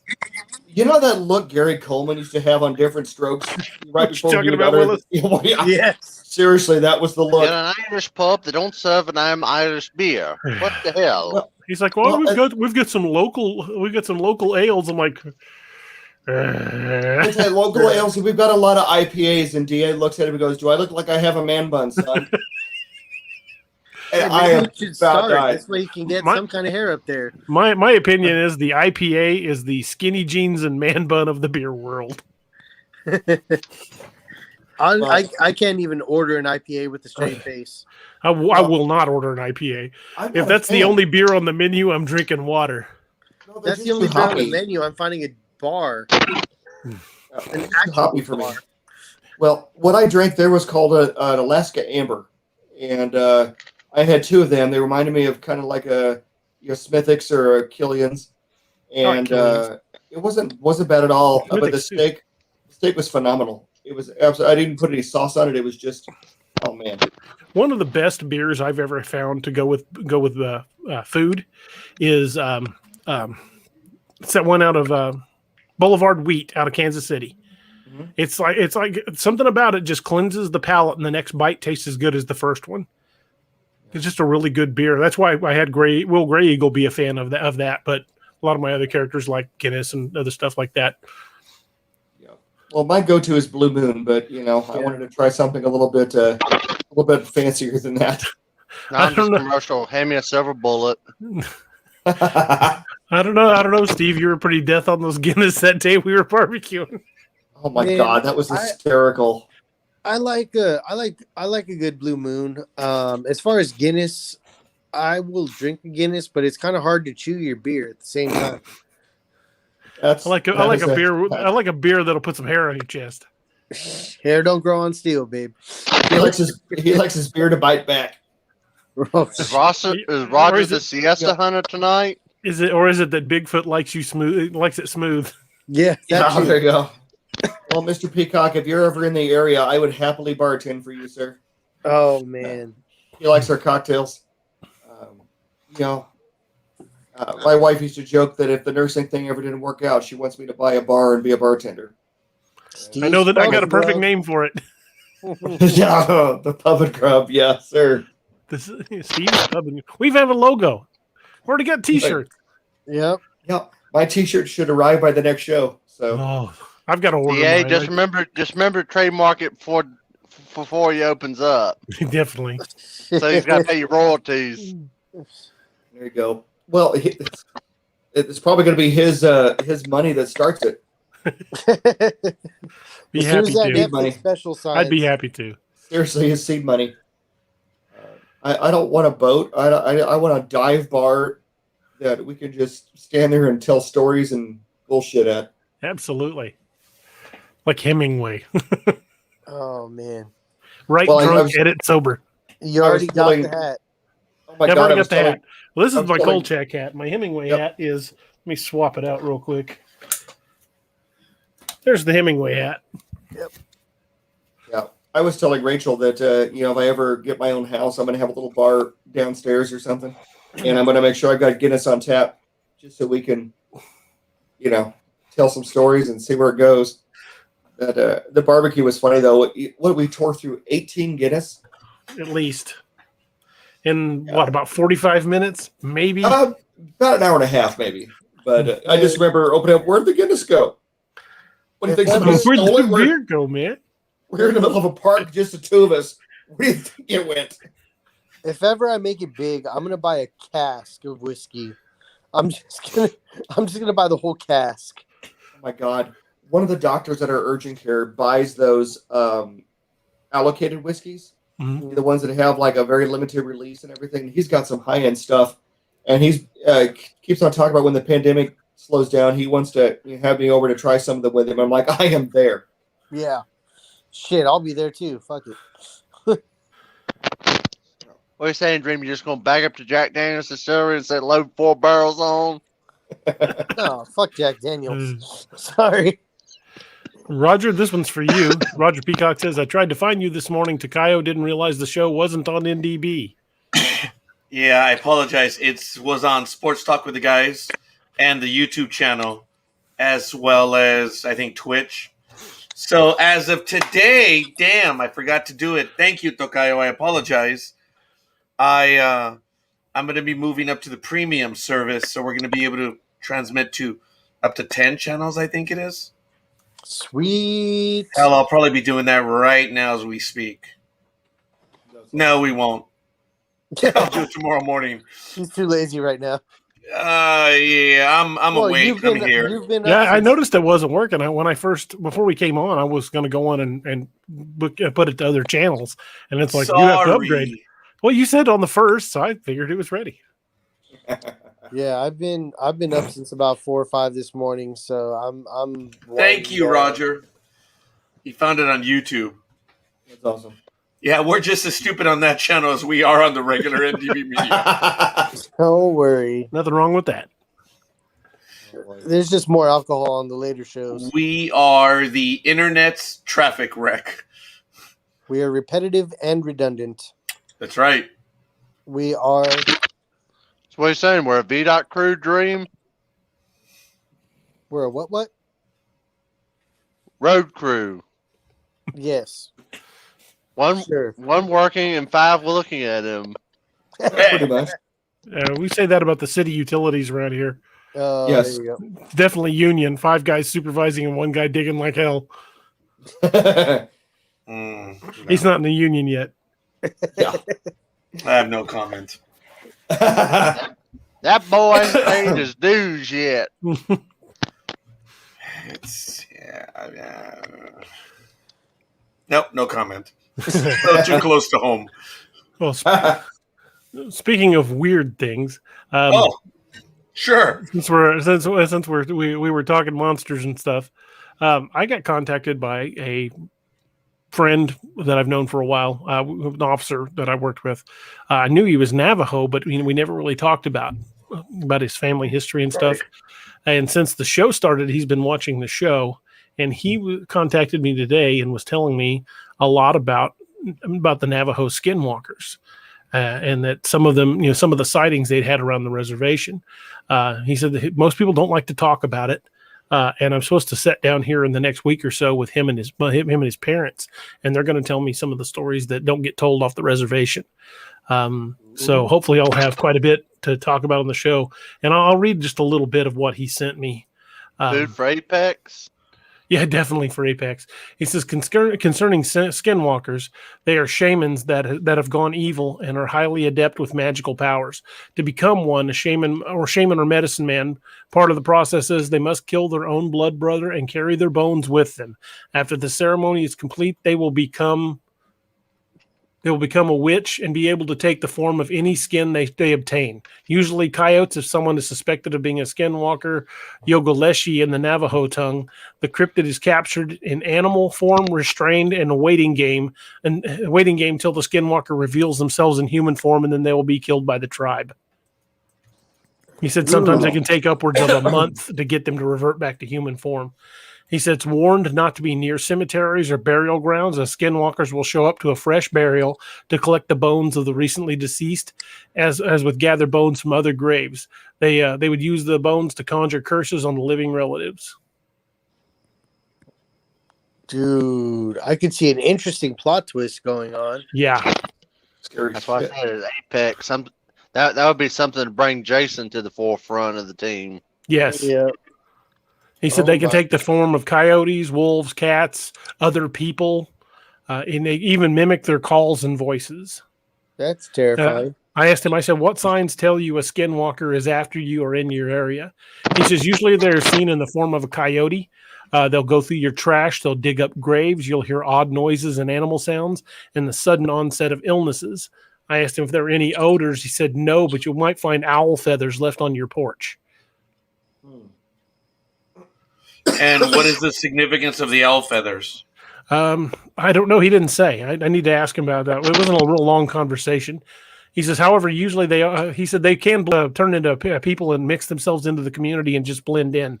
He says, however, they typically are outside the communities in the outskirts, either hiding out in natural caves or living alone in a hogan in the desert. I said, if you encounter one, how do you protect yourself? He says, if they attack you, your best bet is to run away. There's been a report I've read of a skinwalker running at highway speed, chasing a guy in his car. The skinwalker was partially in coyote form and easily kept up. I said, how do you keep them away from your home? He says, a blessing for your home is one way. Medicine men would have to do the ceremony and sand painting while chanting the Navajo in blessing, which is a blessing way. Or I said, I've read that Navajo are hesitant to even say skinwalker. He said most of the elders won't even say the word. He said one way if you feel like you've been threatened by them is ingesting bitter root. He says it's a way to help cleanse and provide protection. I said, what's that? He says, I don't know the actual name of the plant, but it's ground up into a fine powder, and you only need to get a dusting on your fingertip. He says you put that on your tongue and let it do its thing. Corn pollen is also used. White sage smudges and burning cedar needles are methods to bless the dwelling and individuals. He said the chanting is done as part of the blessing. It's called for protection of the light and removal of anything bad, entity, or paranormal connection to the individual. He says, my mom and grandma won't talk about skinwalkers because it gives them power. Say the name of the thing is to make it stronger. Yep. Awesome. Yeah, so I will have more on skinwalker lore very soon. As I said, food for Apex. Well, it'd be things to talk about on here on the Nightmare Hunter, because I'm sure we're going to touch on skinwalkers at some point. And, Right. it just, and also he said he'd be willing to come on one of the shows. He has rotating days off, so I've got to find out when he's got a clear time, and we'll either get him on the Nightmare Hunter or on DA Ex Machina, one of the two, or maybe both. This is just shooting from the hip, but if I'm not wrong, the Navajo reservation is one of the largest in the U.S., ain't it, Doug? Yeah, it's huge. There's a lot of cryptid activity on the Navajo reservation. There have been reports of Bigfoot killing people on the res, and word doesn't get out because they won't talk about it, especially with outsiders. Right. Wow. Ergo, like I said, this is something for the wild hunt to bring the apex in. All right, boys, time to earn your paycheck. Or if we have a conversion of Jason. Yeah. That's what He goes dark. He goes dark. Says, where all can skinwalkers be found? Just out west. Well, what he was telling me is skinwalkers can be anywhere. I mean, most commonly they're found around the Navajo reservation, but once they change, they can go wherever they want. I mean, they're not bound to the reservation, so it's theoretically possible you could have one down in Georgia. It just depends on where it went, and they're quite powerful and very, very dangerous. He's overheard if you talk about them, it gives them power. Yeah, he said that exact same thing. He said he's not too terribly worried about it because he's heavily warded. His father was a medicine man, and his house is well protected, so he's not too worried about it. But he said his mother and his grandmother won't even say the word. So basically, we look for skinwalkers in DC. Is that what you're saying, Doug? Very well could be. So basically what you're telling us is when the shit gets real and the wild hunt actually goes down for reals, we're going to this guy's house. Right. Got it. Yeah. All right. Because he knows what he's doing. Well, we'll load up my car and we'll get there. All right. So on that note, guys, I'm going on about the same hours that Doc has. So Yeah, me too. Bid you guys a fond farewell. And good night, good morning, or wherever it is. But I'm gonna have to get some sleep. All right, man. A pleasure, Dream, as always, man. Thank you, brother. Thank you for coming on. Oh, for sure. Thank you. Bye. Later, man.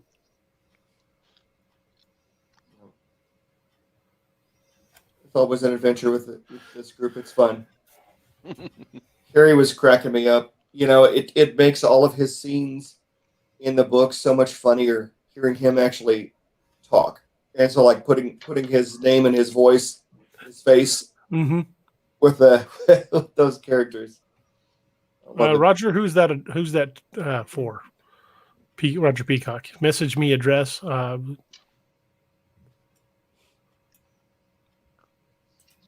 don't know. He says LOL. I don't know. Well, not sure what he meant by that. Sorry about that, Roger. I didn't catch that. Roger, how are you doing? I know you're tired.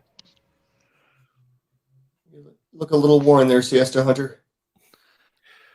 His camera froze. He's like locked in place. That or he's in deep thought. No, I think his camera froze. He hasn't moved.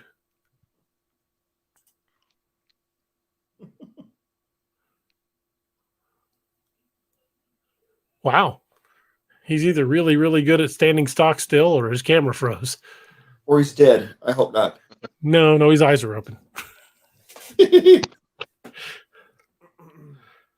No, his eyes are open. I think we have lost Roger. Yeah, I'm thinking so. I am definitely going to have to play with some of the kits that Dark Angel has. Yeah, Kerry's kits are the best, and that coupon code Stop the Bleed is 20% off. So, sweet. If you want to get a kit, now's a great time. I may have to. I like that dark kit.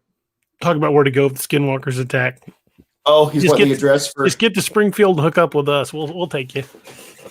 We'll go on our. What do we start to call the Buick? The Cryptid Intercept Vehicle. Yeah, Cryptid Intercept Vehicle, the CIV. Yeah, Josh, I got a new vehicle a couple weeks ago. Got a brand new. I saw your pictures of your Buick. Yeah. So yeah, it's got a 4G Wi-Fi and a turbo under the hood. So I figured we're set for some cryptid intercepts. Could effectively de-ass the situation quickly.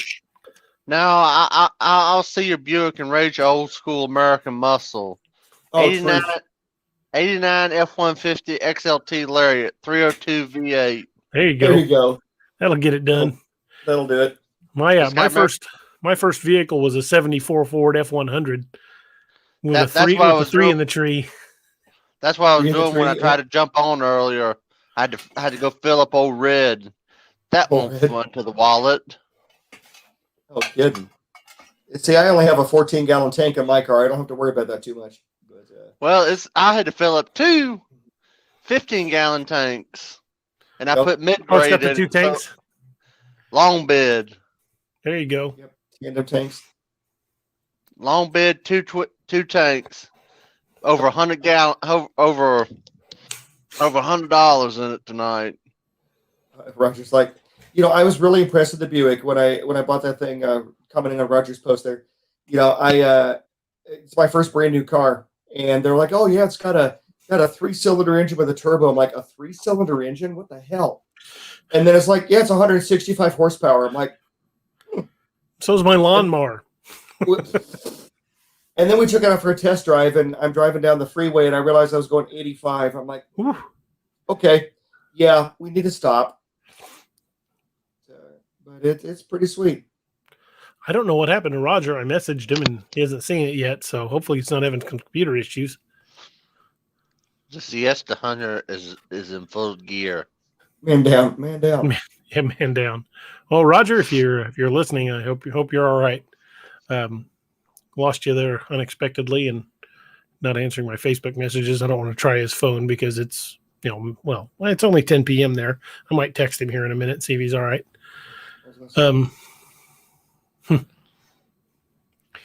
Well, folks, that was Kerry Pocket Dog Davis from the books, and I was thrilled to death to have him on.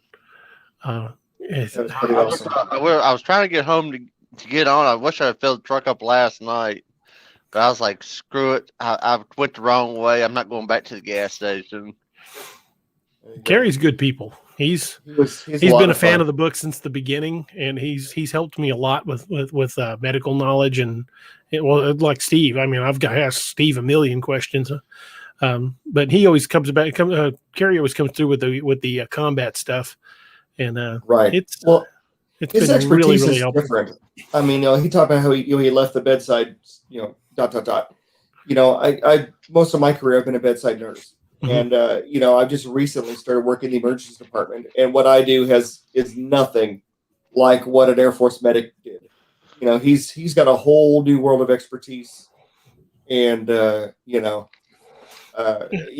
of our little group knows what it would take to put somebody back together after a cryptid attack, Mm-hmm. he would be that guy. Well, he talked me through how they saved Mike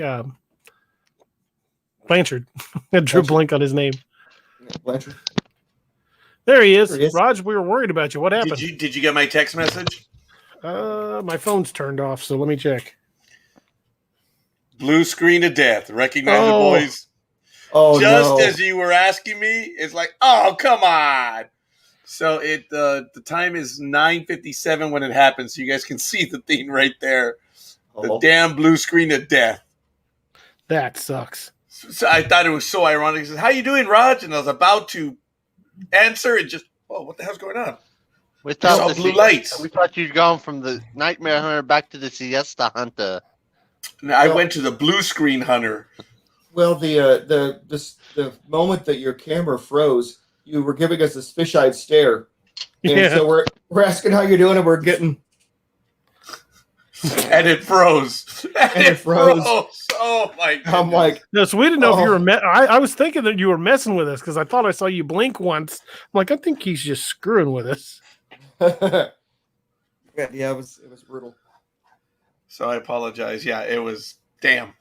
So I sent you the text as soon as it happened. I sent you the image. Oh, guys. Okay, I do have to go. I'll be back in a few minutes. Okay, not a problem. Damn it, Giselle. You were supposed to text me. Food must be there. Jeez. I mean, He's moving like a man on a mission. Must be food involved. Honestly, Food, caffeine. it slipped my mind halfway through the ride. I don't know where my keys are now. Okay, well, I was gonna grab the ones inside them. Do you see my keys anywhere?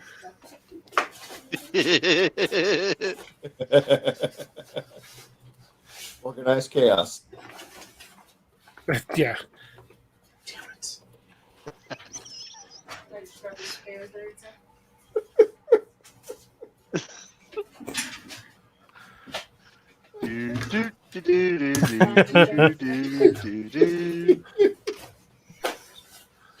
Unrehearsed, unfiltered, uncut. There we go. And the Scooby-Doo hunter is looking for keys. Scooby-Doo hunter.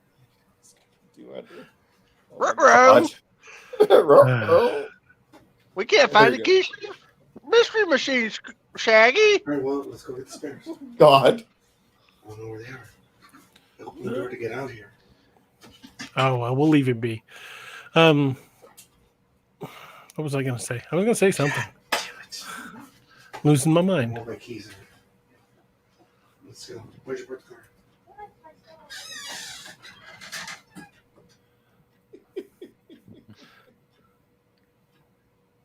I'm getting pretty far into Nightmare Hunter. I'm rapidly approaching the 10,000 word mark. That's awesome. I might have to send it to you fellas to go over. What I want to do from now on for you guys that do the alpha reads is look for errors. Don't just read for flow. Read for content as well. Because if I can fix stuff before edits, I like my editor with JEA. He's a great guy, but he's British and misses a lot of American slang. So yeah, sometimes he lets stuff go that probably should have been caught because he thinks it's an Americanism. Oh, I try my best, boss. I try my best. we'll definitely try to catch some things. I think I may join Dream and Kerry here. I'm running out of steam myself, man, and the spirit is strong, but the bladder is weak. So I think I'm going to bail. Okay, I'm probably going to wrap it up here in just a few minutes anyway. And it's kind of gotten to that point anyway that we could probably call it a night. It's been a pleasure, man. As always, thank you for letting me ride the shotgun for you. Hey, man, thank you for being here. And this was a great show having Kerry on. Oh, it was awesome. It's good to see you too, Josh. You know, it's always a pleasure. Love to give you crap. Steve, as Doug, did you send him what we were talking about with the new Wild Hunt book, what I sent you? Or have you told anybody that? I don't think I've heard. What's that? I'm sorry. What we were messaging on the forthcoming Wild Hunt book in Alaska. Oh no, I hadn't talked about it. That'll actually be the one after that for the Wild Hunt after the one that's because the next Wild Hunt's going to be called Death and Dyatlov Pass. That's going to take place in Russia with the international team. It'll be the Wild Hunt following that is going to be going to be one of the Alaskan teams going to Port Lock or Port Chatham. That's awesome. We're gonna have to create another team. I'm looking forward to it. I'm gonna let you guys go. I will catch you later. All right, man. I love always. I will see you next week. All right, be safe, man. Maybe we can plan a dinner or something this week or something. It'd be awesome. I would love to do it. I am off Thursday this week, unexpectedly. Nice. I don't have clinical, so I'm working Monday, Tuesday, Friday. So, all right, I'll catch you later. All right, later, man. Bye, guys. Take care.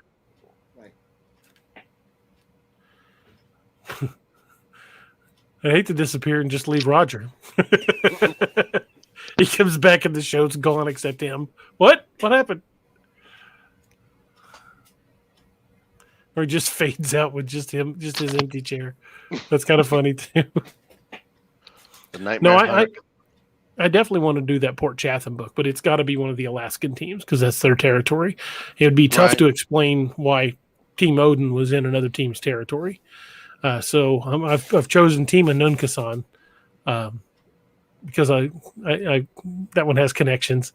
So we're gonna have to build that team from scratch. Just like we'll take the model of a Team Odin, and since the international thing has worked out, we're going to build an international team for Anunkasan. So each region's going to have one international team. What, cross train and all that, like joint task force kind of feel? Right.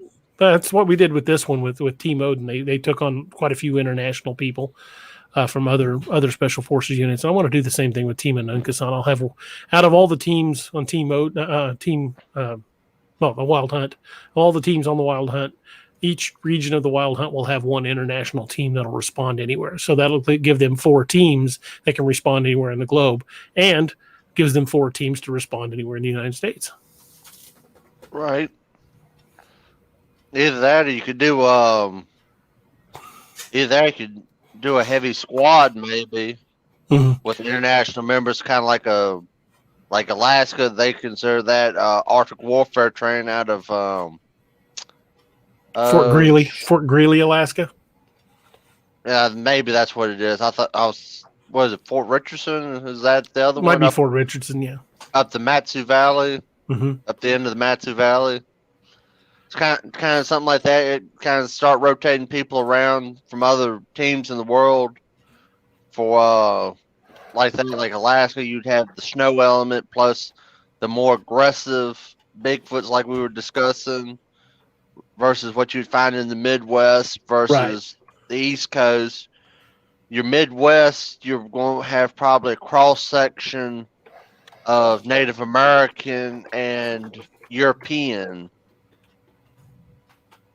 Yeah. East Coast is, I would probably hazard a guess, 75% European-ish, 25% Native American, more heavily favored towards the European end of the spectrum versus the Native American. The West Coast, you'd have flip of the coin, you'd have Asian elements and Native American elements for monsters to pull from because of what settled the region. Well, we've got with the world of cryptids, we've got literally hundreds of things we can choose from. So I can keep I can keep the cryptids books going for a long time to come, and that's the plan. I was just going with ethnicity for what's in your region, like up north, like Wisconsin and what have you. There was a strong German and Nordic element, Norwegians that settled it for the logging industry.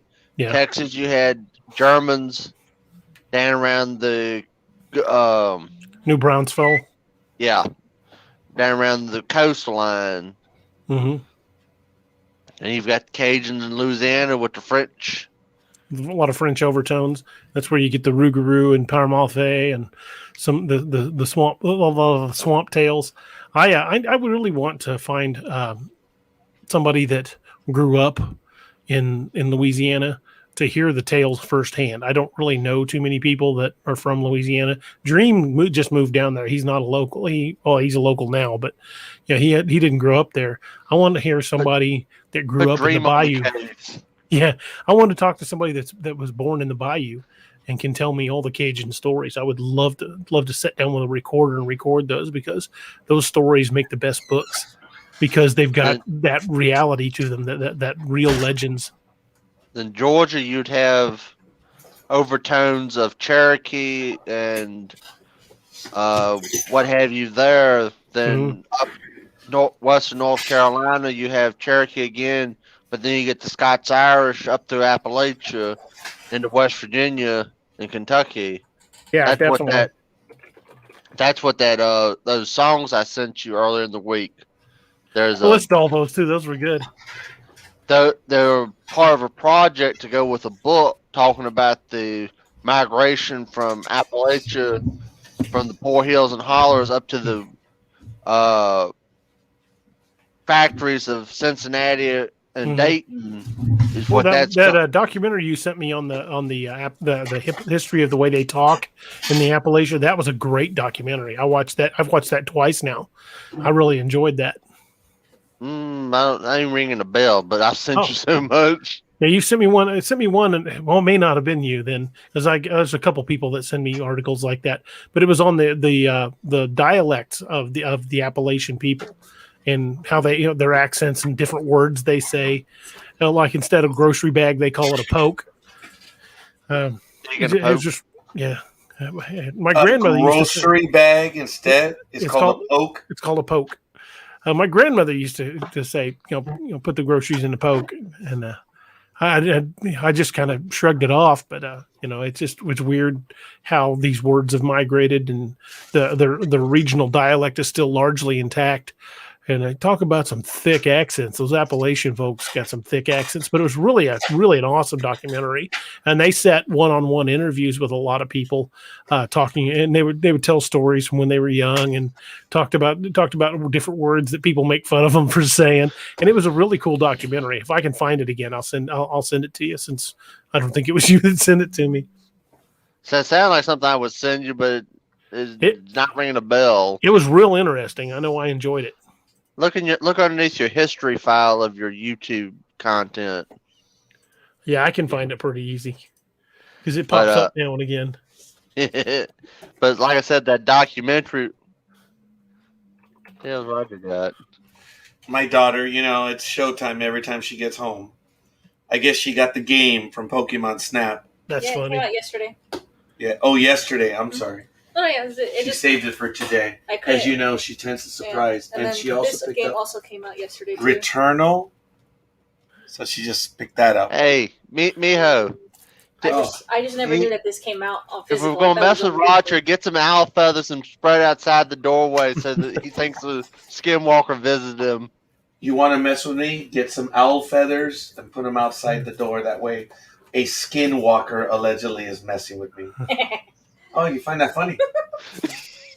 Yeah.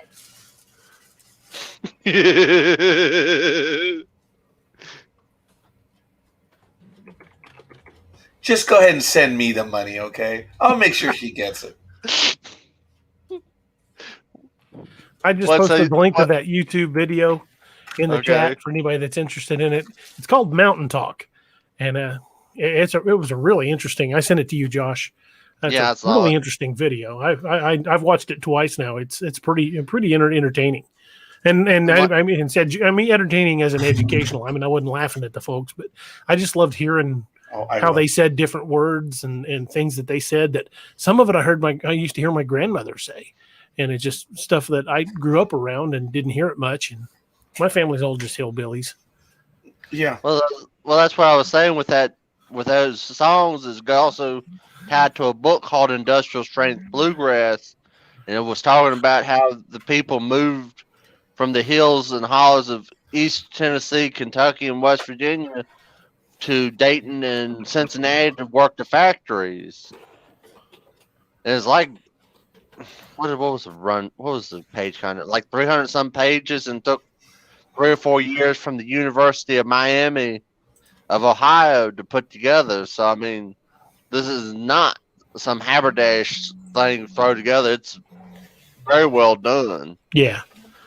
Because I was listening to it on the song aspect of it. The guy who did that, he was part of helping write the book. Yeah. He come in with the song elements to it on the album. Do you listen to bluegrass? Yes. No. I love bluegrass. I will listen to that from time to time. Sometimes I'll go to YouTube and put bluegrass instrumentals, which is just the mandolin and guitar and everything. I'm not crazy about bluegrass. No, I didn't think so. I'm not crazy about the instrumentals. I prefer to have some voice to it. Well, the voices distract me when I write, so I like to have instrumentals because I'll get to singing along and quit focusing on what I'm doing. Well, that's what I like to zen on is I just put I got Sirius XM with Bluegrass Junction. I just put the 6-hour gospel hour on Sunday on while I'm working. Nothing wrong with that. Call me weird, but everybody needs something to mellow them out, and that's my mellow. Yeah, my grandmother, God rest her, she used to, like on Sundays when she was cooking a big Sunday dinner, she'd have record player playing old bluegrass gospels. You can hear that all the way down the yard.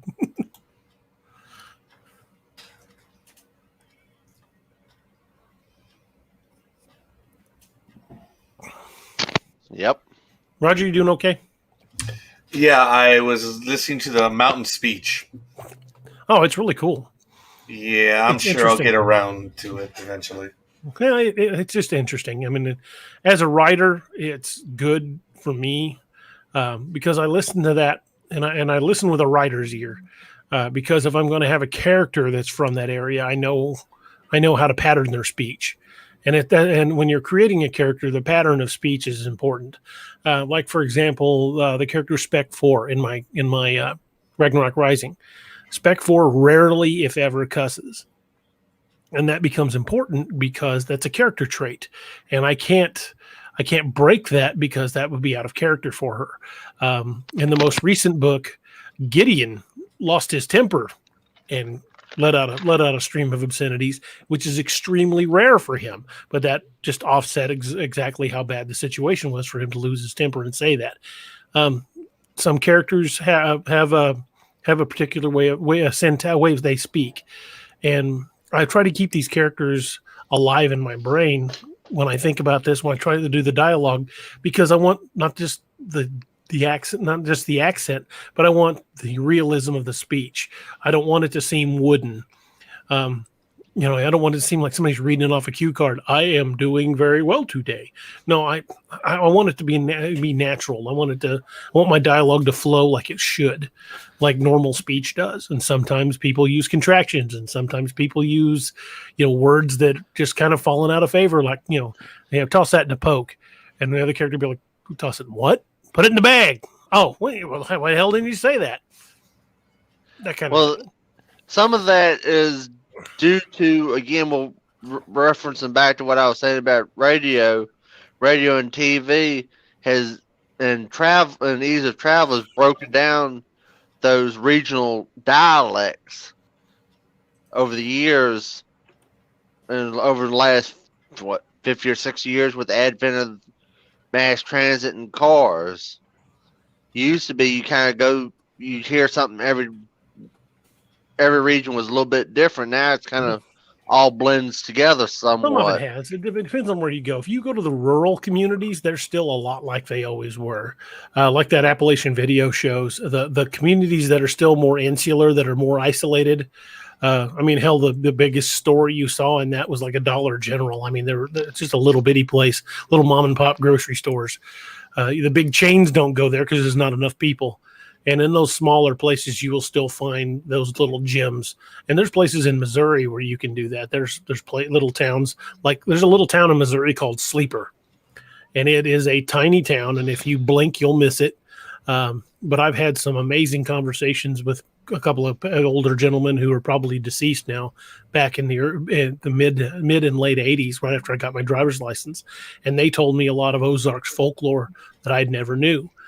They told me encounters with what they called the Wildmen, which I later put two and two together and realized were Bigfoot stories they were telling me. There's one story that they told me that supposedly happened back in the 1930s. There were 6 brothers, and this was during the Depression, and they were trying to feed their families, and they would go out and cut wood. And my grandfather supplemented family income by cutting wood. And they would cut wood by the truckload and bring it in and sell it, because everybody had to burn wood to keep heat in the house, and that's how they fed their families. Well, they set up a wood camp deep out in the woods near Lake, toward where Lake of the Ozarks is now, because it wasn't really Lake of the Ozarks back then. They were still building the dam, and they set up a wood camp deep in the woods. And one night something attacked them, and they claimed it was a wild man, and it was throwing logs at them like they would throw a stick. So it was just picking up stuff and smashing camp, and they fled and left everything. And they got in the truck and left everything. And it had to be something nasty for guys during the Great Depression to leave wood cutting equipment, the wood they'd cut, and everything, and just flee, and they never would go back for it. So somewhere out there in the woods is the remains of an old camp with lanterns hanging on trees, and they're probably partially grown into the tree at this point. Was the attack during the day or during the night? During the night, when the fire started burning down. And I've looked on the map a number of times in that area, looking at plat maps of the area, trying to retrace, because they described it fairly well where they thought it was. But that's all private land now, and I'd have to figure out exactly where it was at to get permission to go look. And someone might have found it by now. It's like, oh, it was old broken land or crap like that, and cleaned it all up and threw it in the trash. I don't know. It may be nothing there now, but it was there once upon a time, I firmly believe, because both those old men swore up and down that they knew the brothers, and to their dying day, they wouldn't go back to that place. Refused to.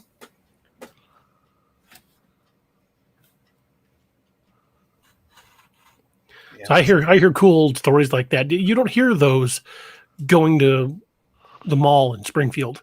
You hear those at an old country store in Sleeper, Missouri. And the only thing it cost me was a couple soda pops.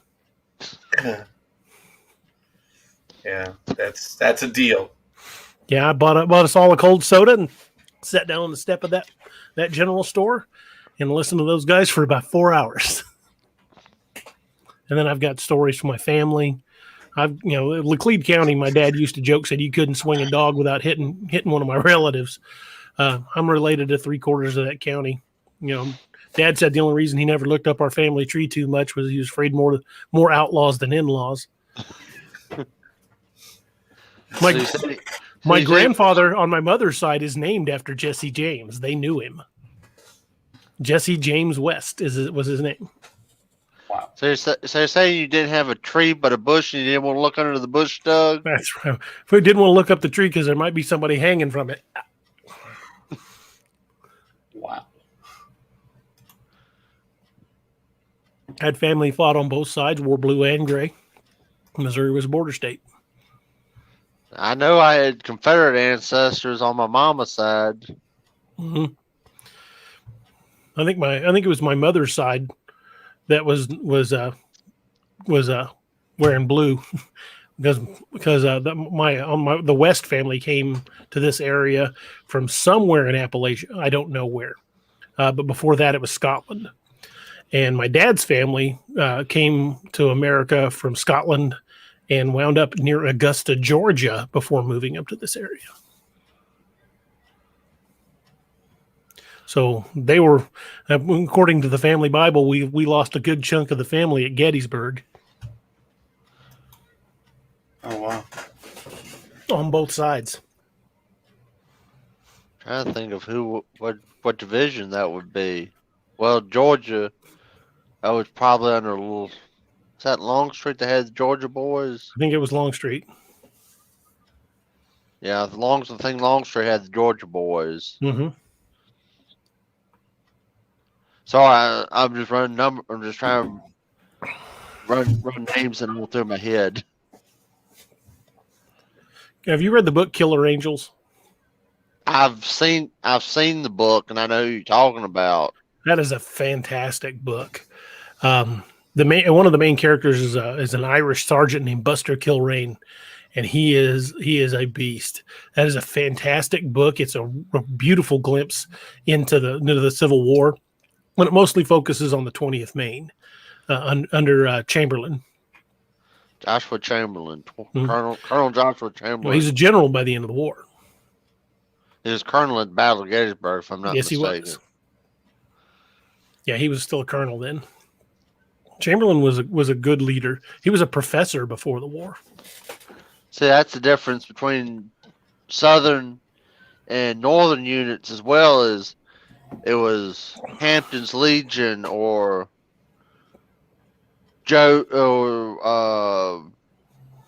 crap. My brain fails me at the moment. It was named after their starting commanders, most of your units in the South, because it was whoever had the most money in the area would raise a regiment for the wall. Mm-hmm.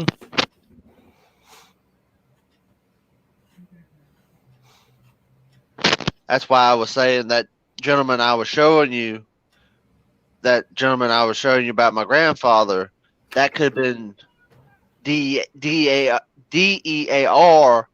could have been pronounced deer, either which way. So, like you said, an uneducated hillbilly that had heard the name would have just spelled it as it was said. That's how it could have been lost in translation as well. Yeah.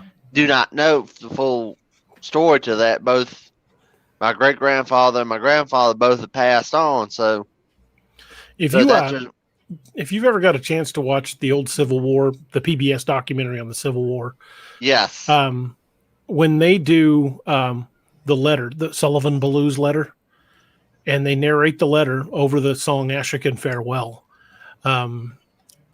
reading that letter from a soldier that was getting ready to go to Gettysburg, knowing he was probably not coming out of it, his last letter to his wife, the Sullivan Blue letter, is one of the most gut-wrenching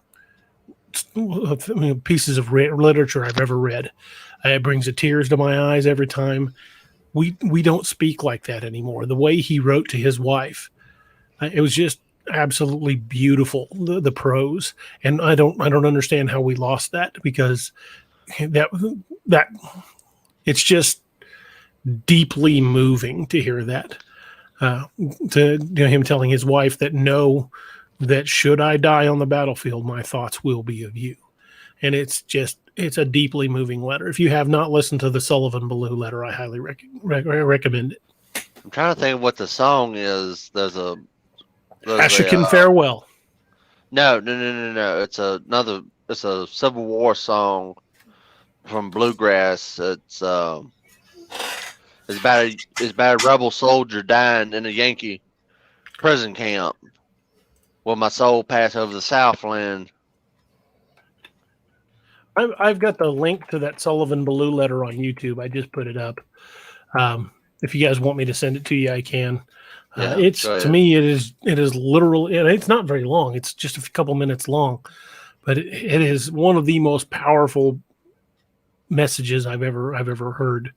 And to hear Hal Holbrook, who now has passed away, just recently, just a few months ago, to hear him narrate it, it's just a very, very, and I keep saying powerful, but that's what it is. It's deeply moving, and if you listen to it and just listen to the words and know that that's a man that died shortly after writing that letter, and he knew he was going to, but he did it anyway, and it's just deeply moving and very humbling to hear it. Well, there was a crap. I can't think what the exact title to the album was. I'd have to look it up. But there was a set of songs bluegrass did about 6 or 8 years ago, I think. Mm-hmm. It was 12 different songs talking about different events, aspirations related to the Civil War. Yeah. One of them that stuck with me was called "The Ferryman." Mm-hmm. And that's a good song. You've heard that one? Yes, I have. Did you? I listened to the. They did a track by track on Bluegrass Junction of it. Mm-hmm. The former slave that song was about. There's little to no photographic record of him, because he was never wanted to be photographed, because even after the war was over, there was still death threats against him for getting slaves out. Mm-hmm. Then you talk about the Blue letter in Gettysburg. There was another song off the track called what was it? Three wooden chairs or something like that. That sounds right. Talking about the finding a Yankee soldier clutching a picture of three young sons, and it making its way north through the towns and the papers. Mm-hmm. The Ken Burns Civil War documentary is just amazing. It came out in 1990, I believe it was, and if you haven't seen it, you should. And that I saw that in right after it came out. Roger, you have a good night. Thank you for being on, man. I know you're exhausted. Go get some rest, brother. We're pretty close to wrapping up ourselves. But sorry, I lost my train of thought. That documentary was when I first heard the song Asherkin Farewell. And I heard it while they were reading the Sullivan Ballou letter. And that song, it just haunted me. Just hauntingly beautiful with no lyrics whatsoever. Just an absolute stunningly beautiful piece of music. And that's why throughout the Ragnarok books, you discover Wiley's obsessed with that song. He plays it on the harmonica on more than one occasion. And at the end, melody. And at the end, when they're having the final scene in Ragnarok, when the next sheriff is being elected, they can hear it playing on the breeze.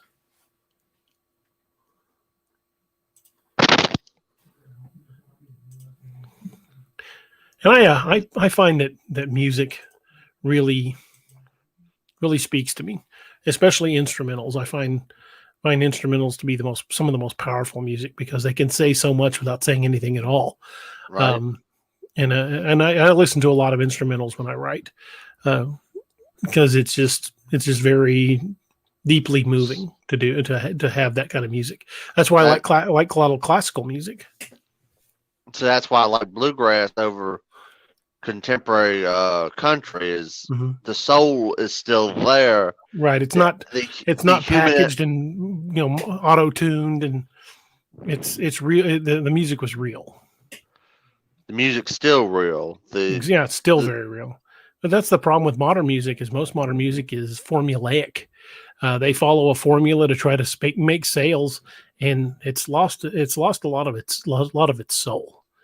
Did you watch the PBS documentary last year on the rise of country music? No, I don't think I saw that one. It was about 5 or 6 parts, about 2 hours apiece. If we go from 1920s through the 90s into 2000s, I think. I think they got through mid 2000s. So if I'm not mistaken, they touched on Johnny Cash's death at the very end. Johnny Cash was a great singer. They were talking. Well, Cash, he was, how to say this, eclectic, I guess would be the word. Very. He did not care what genre of music. If it spoke to him, he listened to it and tried to pull elements into his own work. Absolutely. And there's nothing wrong with that. I mean, like Johnny Cash covering that song "Hurt." That's a great song. It was a good song before, but yeah, it's just one of those songs that really sticks with you. Well, especially the way he sings and his voice. There's so much emotion in his voice. Well, so much reflection of his own life in that song as well. That's why when that movie Walk the Line with Joaquin Phoenix, I thought he did a really good job of capturing him. Josh, I think I just lost you. You froze up there for a second. Am I moving or am I froze? Yeah, still? I got you now. You just froze in place for a second, for a couple seconds there. Well, Bubba, I think we are about in a position to call it a night. I want to thank everybody for coming on, listening to us, and listening to us ramble. I want to thank Kerry Davis for coming on. Pocket Doc, you are awesome. You are welcome back anytime, my brother. And remind you all to go by Dark Angel Medical. Use the coupon code Stop the Bleed, and you get 20% off your order. And I can't stress this enough. I carried a Dark Angel kit throughout my law enforcement career, and that's the only kit I'd stake my life on. They're the best. They're the best kits in the business. And like Kerry said, if you save a life with it, contact them and they will refill the kit for free. It's the Kit for Life program, and he stands by that. And that's absolutely fantastic. It's a great product. And in this day and age, with the world being as dangerous as it is, you really can't afford to be without a med kit, because it's like I said, but having one is like having a parachute. If you ever need one and don't have it, you will likely never need one again. Get a kit. Watch a lot of his videos are online on YouTube. You can watch how to apply tourniquets. You can learn some of this stuff. You get the basics on your own, but take a class or two. A lot of times those first aid classes are free at your local YMCA. The life you save could be be your own life or someone you care about, or you don't know when you're driving along and you see an accident. You could very well save a life that day. And simplicity under stress, darkangelmedical.com. Can't stress that enough. Also, Scallywag Tactical. I showed a couple of their blades earlier. Got to give them a shout out. Some of the best blades I've ever had. Just absolutely stunning pieces of work. There's still others I want. I want the boarding axe. I want the Valhalla. There's some beautiful blades I want.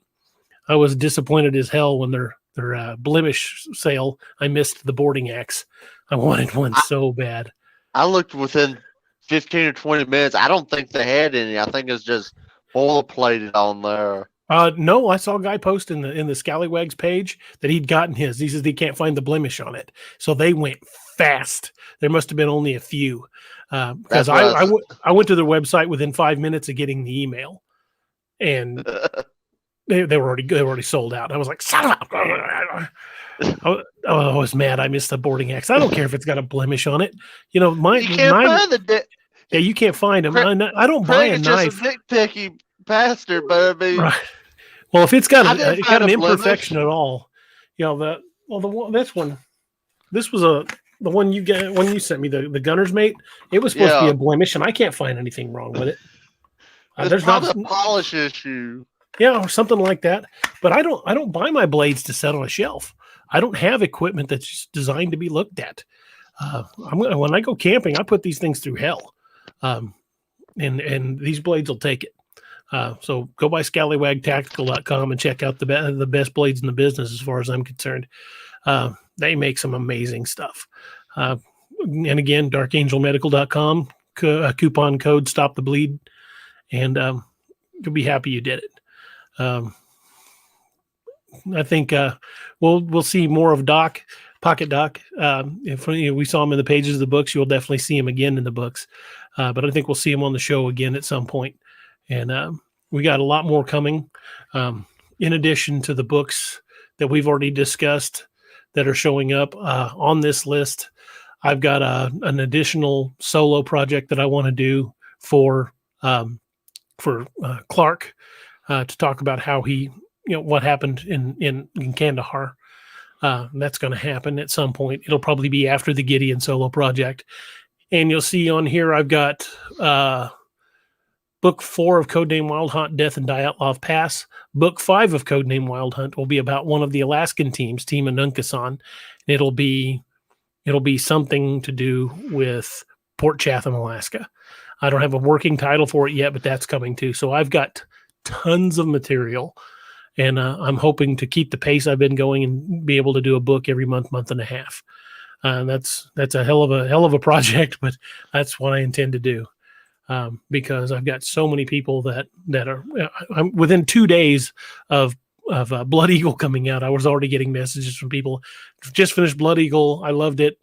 Can't wait for the next one. When's the next one going to be out? I was like, well, that would drop 2 days ago, so it's going to be a little bit. But I do want to keep up the pace. I want to keep the books coming, and I have plenty of material. I've got enough material to keep me going until I'm much older and much grayer. Although it's as gray as it's getting, can't say it can't get too much grayer, but I guess it could.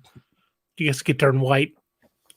But that's the plan. I've got at least a dozen books on the burner, already planned and ready to go, and there are more out there because, like Josh and I were saying, there are hundreds of cryptids out there, and so much folklore that exists in the hills and hollers and the rural valleys of Missouri and Appalachia and Virginia and everywhere in the United States. All the rural dark places have their local legends. I would even like to do one about the story of the siege of Lockett Ranch. I've got to do some research on that and I'm going to be talking to Nick Valente of the North American Dogman Project about that. He knows quite a bit about it. And Apex Predator Dark Moon is going to be set in the Land Between the Lakes, the LBL area, dealing with the Beast of LBL. So all of that's in the near future. And stick with me, folks. I've got a lot of stories yet to tell. And I want to thank you guys for being here. Thank you guys for joining us. Josh, thank you for being here. I appreciate you standing by me, brother. You've been a steadfast supporter of the books, and you find some of the coolest crap. I mean, every day when I get out of bed, I look at my phone, I'm like, holy shit, where did he find that? It all goes into the mental Rolodex, and some of it I copy to a file I have on my computer so I can refer back to it.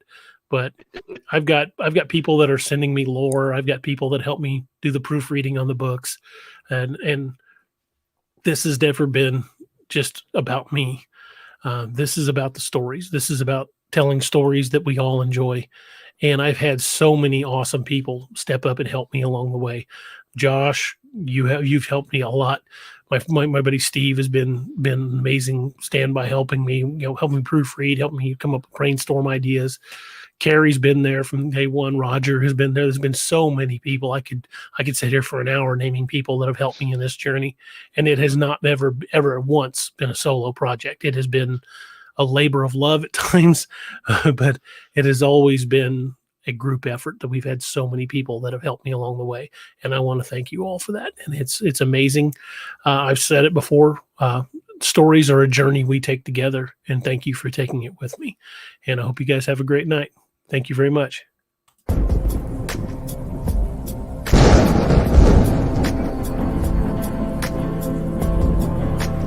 Thank you for joining us tonight on DAX Machina.